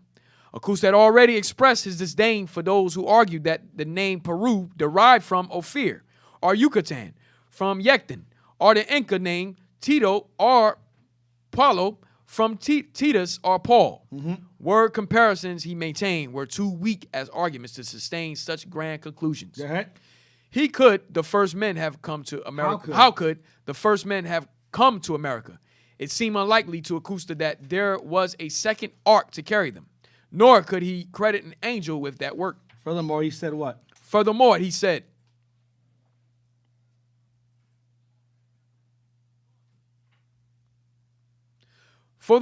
I am not convinced that the first Indians came to this new world as a result of purposeful navigation, nor do I wish to concede that the ancients had developed the art of navigation, whereby men of this day passed from place to place on the ocean with certainty. This bastard saying?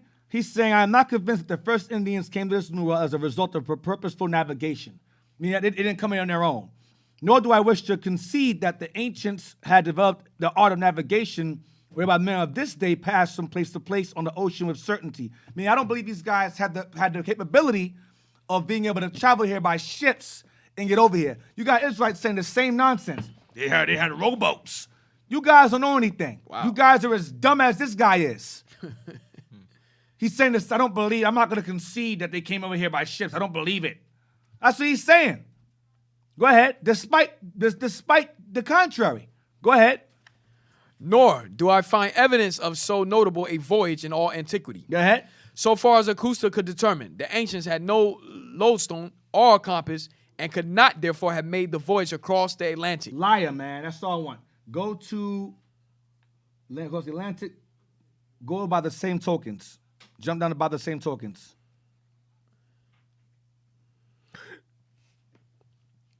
By the same token, the beast of the New World, as well as its men, must be derived from the Old World. For does not the Bible say that only those in the ark were saved?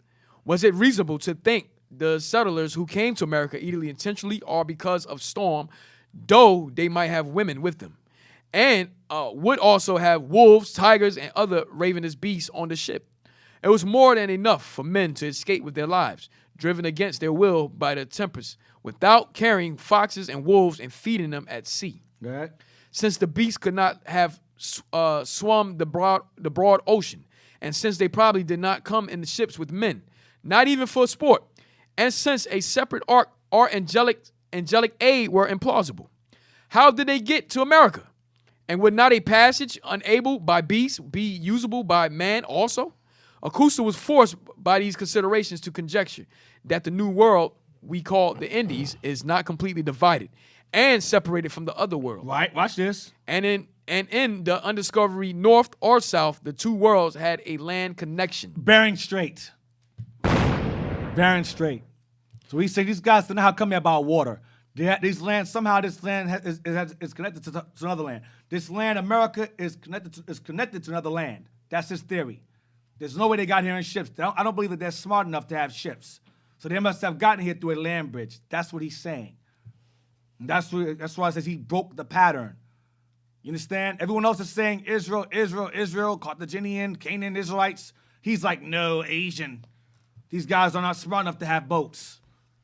They're not smart enough to have ships and navigation capabilities like us, white folks, who are so smart and they're so dumb. Okay? So he concluded that nonsense. How long I got now? All right, okay. So I'll continue then.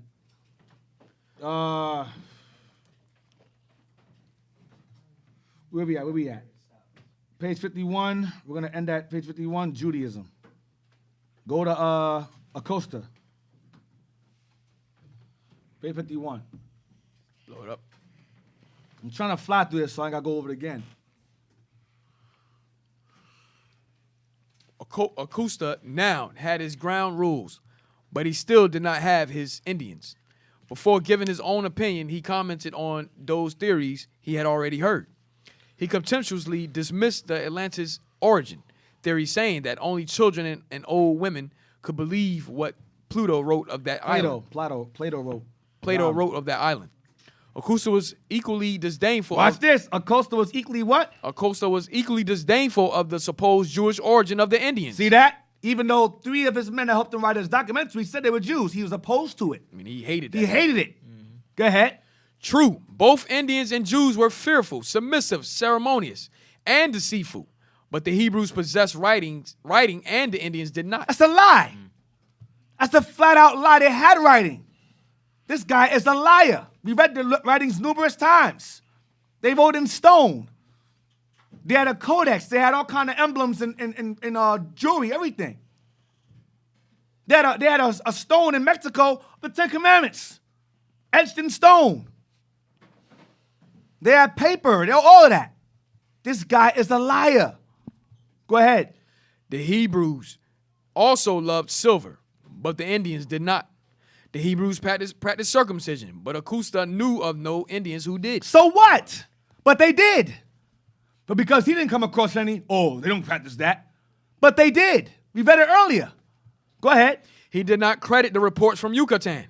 Furthermore, the Jews jealously preserved their heritage wherever they went. And Esdras specifically stated they went to Asaph to keep their laws. Go ahead. But if the Indians were Jewish, they had forgotten their lineage, their law, their ceremonies, their messiahs, and their entire Judaism. And their what? Messiahs and their entire Judaism. Over time they did, because they were conquered and enslaved. And some of them went into idolatry. So over time they did. That's all I want. Go to, what's that, Sarmiento? Where's Sarmiento?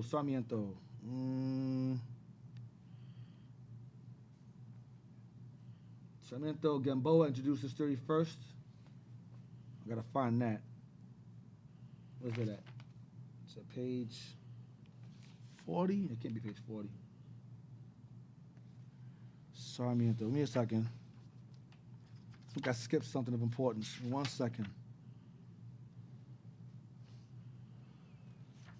One sec. Sarmiento.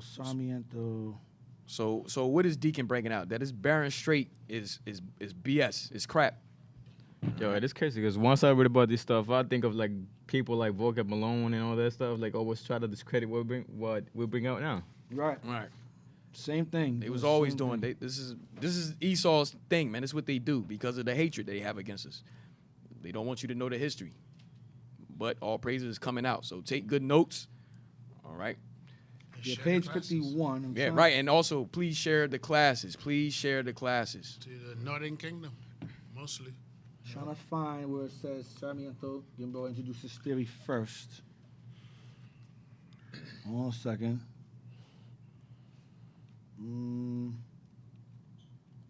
Yo, Cap, say something, man. You up. You been quiet all day. Yeah. Today's my day to be quiet. Just sitting back and observing.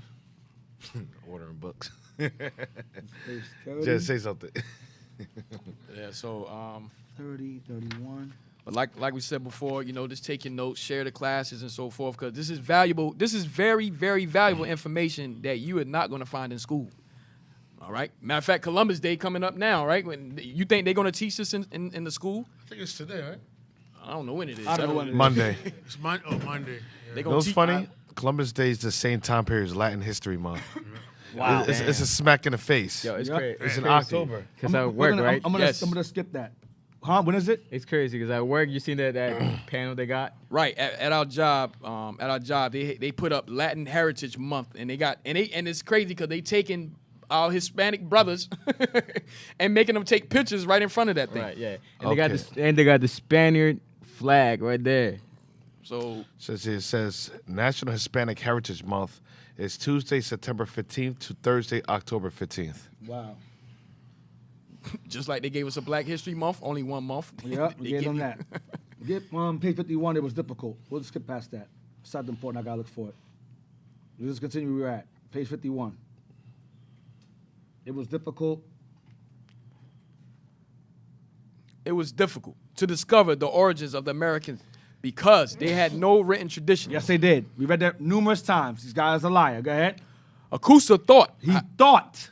Go ahead. however, that the Indians came to the New World little by little, That's true. Waves by waves. Go ahead. and that they came by land or across a narrow strait. See? That they walked. They came by walking. They told Peralta, Balboa, Duran, Garcia, and many others before. We came from a ship. They told Cortez, we came from a ship. He's like, no, they walked. They have to. I don't believe that they came by a ship or had navigation capabilities. They're not that smart. They walked here, but no evidence. Go ahead.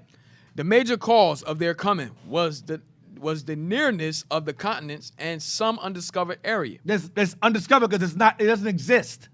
Go ahead.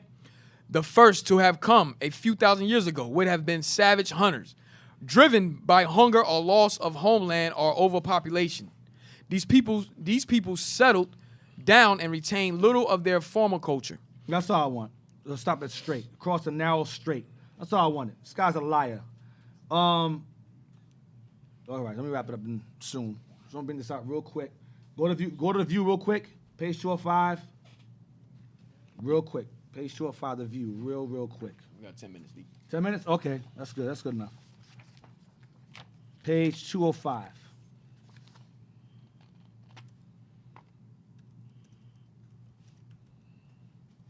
I put it in order so I wouldn't. Page 205.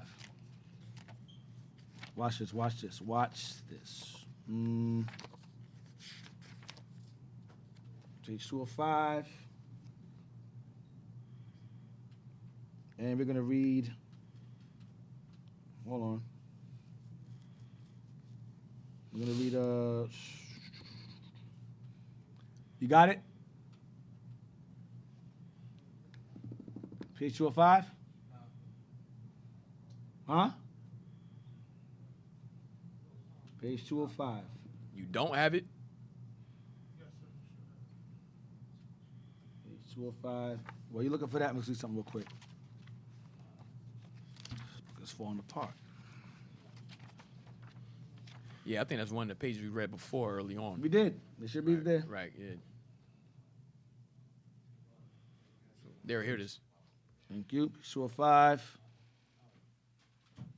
1 second, page 80.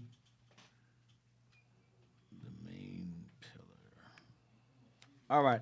Page 205. Read, he disappeared. Go down. The very bottom. He disappeared. It's referring to Quetzalcoatl. All right.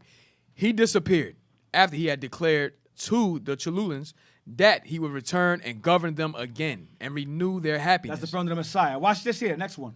The writer of the archaeology says, it was the posterity of this saint whom the unhappy Montezuma, the most noted and venerable Mexican chief when the Spaniards first arrived at Mexico, Watch this. thought he recognized in the soldiers of Cortez. The Spanish general, we know by our books. What did Montezuma say? The Spanish general, we know by our books, said Montezuma, in his first interview with the Spanish, page 206. Hope I got 206.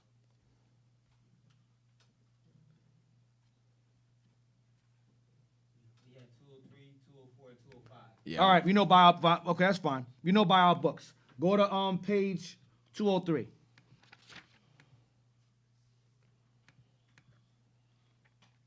Page 203. Go there. We want me to start at D. Page 203.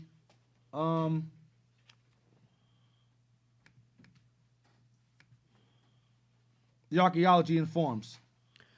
The archaeology informs of a pyramid toward the Gulf of Mexico, discovered by Spanish hunters about 30 years ago in a thick forest, as though concealed.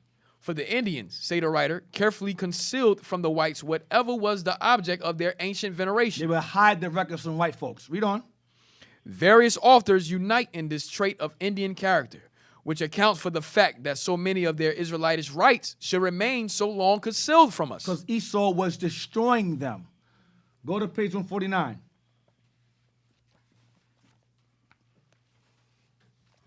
Page 149, same book. Gave you all those pages. You got it? Yes, sir. Read that. Let's go to all the nations. All the nations of Indians. All of the nations of Indians, go ahead. Are exceedingly intoxicated with religious pride. Religious pride. Watch this. And have an inexpressible contempt of the white people. And they hate white people. All of them hated them. Let's see why. We don't watch this. They used to call us in their wars orations the accursed people. They call white people the accursed people during war. You guys are the accursed people in Isaiah 34. The accursed people. Dang. Where did you get that from? Let's jump down. Read one of the old archmagus. Archmagus means they're priest. Esau says their archmagus means they're witch leader, witch doctor. This is their priest. Watch what it says here. When the old archmagus or any one of their magi, their priests, go ahead, is persuading the people at any one of their religious solemnities to a strict observance of the old beloved or divine speech. Of the old what? Beloved or divine speech. The old beloved or divine speech. Go ahead. He always calls them the beloved or holy people. What do he call them? The beloved or holy people. Go ahead. Agreeably to the Hebrew epithet, Ami, my people, during the theocracy of Israel. Now, 5 minutes. Give me page 99. Real quick. We'll finish up next time. 99.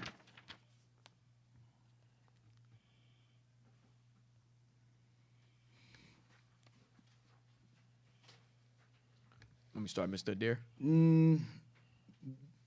Mr. Adair, go to being asked. Being asked of the creation of the woman, he said, their ancient speech made no mention of any difference, only that the man was made first. Moses' account of the formation of the woman, it seems, had been lost. They lost that part. Jump down to he assures the Indians. He assures that the Indians are intoxicated with religious pride and call all other people the accursed people. They call all other people the accursed people, including Edomites. Go ahead. And have time out of mind been accustomed to hold them in great contempt. And hold all nations in contempt. Their nations is nothing. They're garbage in their conversations, out of mind. One more, page 121. We're going to wrap it up. Page 121.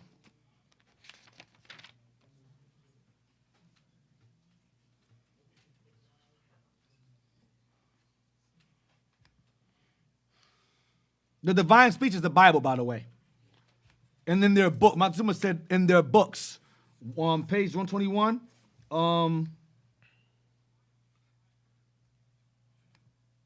Mr. Adair assures us.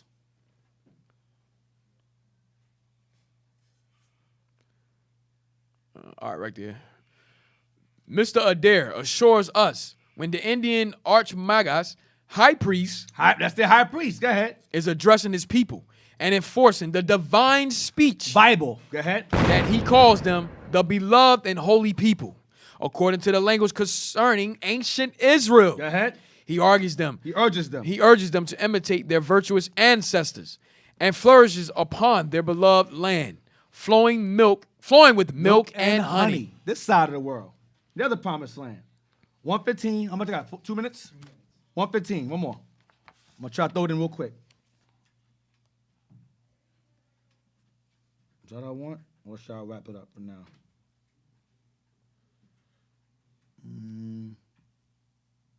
Y'all wrap it up for now. I'll go back to it next time. So I got way more. We'll wrap it up for now.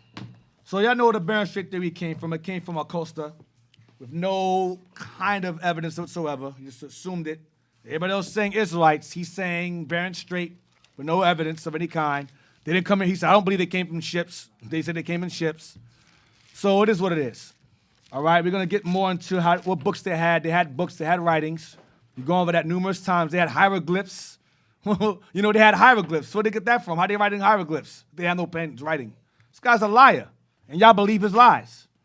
All right? So shout outs to the IT team. All praise to the Lord. You're doing an excellent job. Shout outs to the breakfast team as well. Thank you very much. Thank you for our viewers. Thank you very much for watching us. We pray you got some edification. Kat? Yes. Yes. Thank you for watching once again. Make sure you donate to our Hidden History.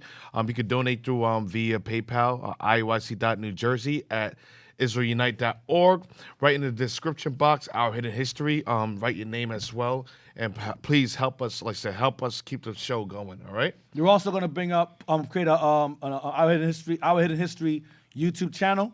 So you ain't got to keep searching through all the videos. But we do have the actual we have channel. it already. All right. We have an Our Hidden History YouTube channel. So make sure you subscribe. We're going to start uploading all the videos on the right. channel. So you can just go from point A down to point B and C and D and so forth. All right, so thank you for watching, and we'll see y'all next week. Shalom. Shalom. God bless you. Most High Christ bless. Searching for the road to the way back. We don't know our father's going way back. Do you know it? Do you know it? Oh yeah, yeah. We the chosen people, you say no way. Enemies are teaching you the wrong way. Do you know it? Do you know it? Oh yeah, yeah. Do you know your history? Yeah. Do you know it? Do you know it? Oh yeah. Do you know your history? Yeah. Do you know it? Do you know it? Oh yeah.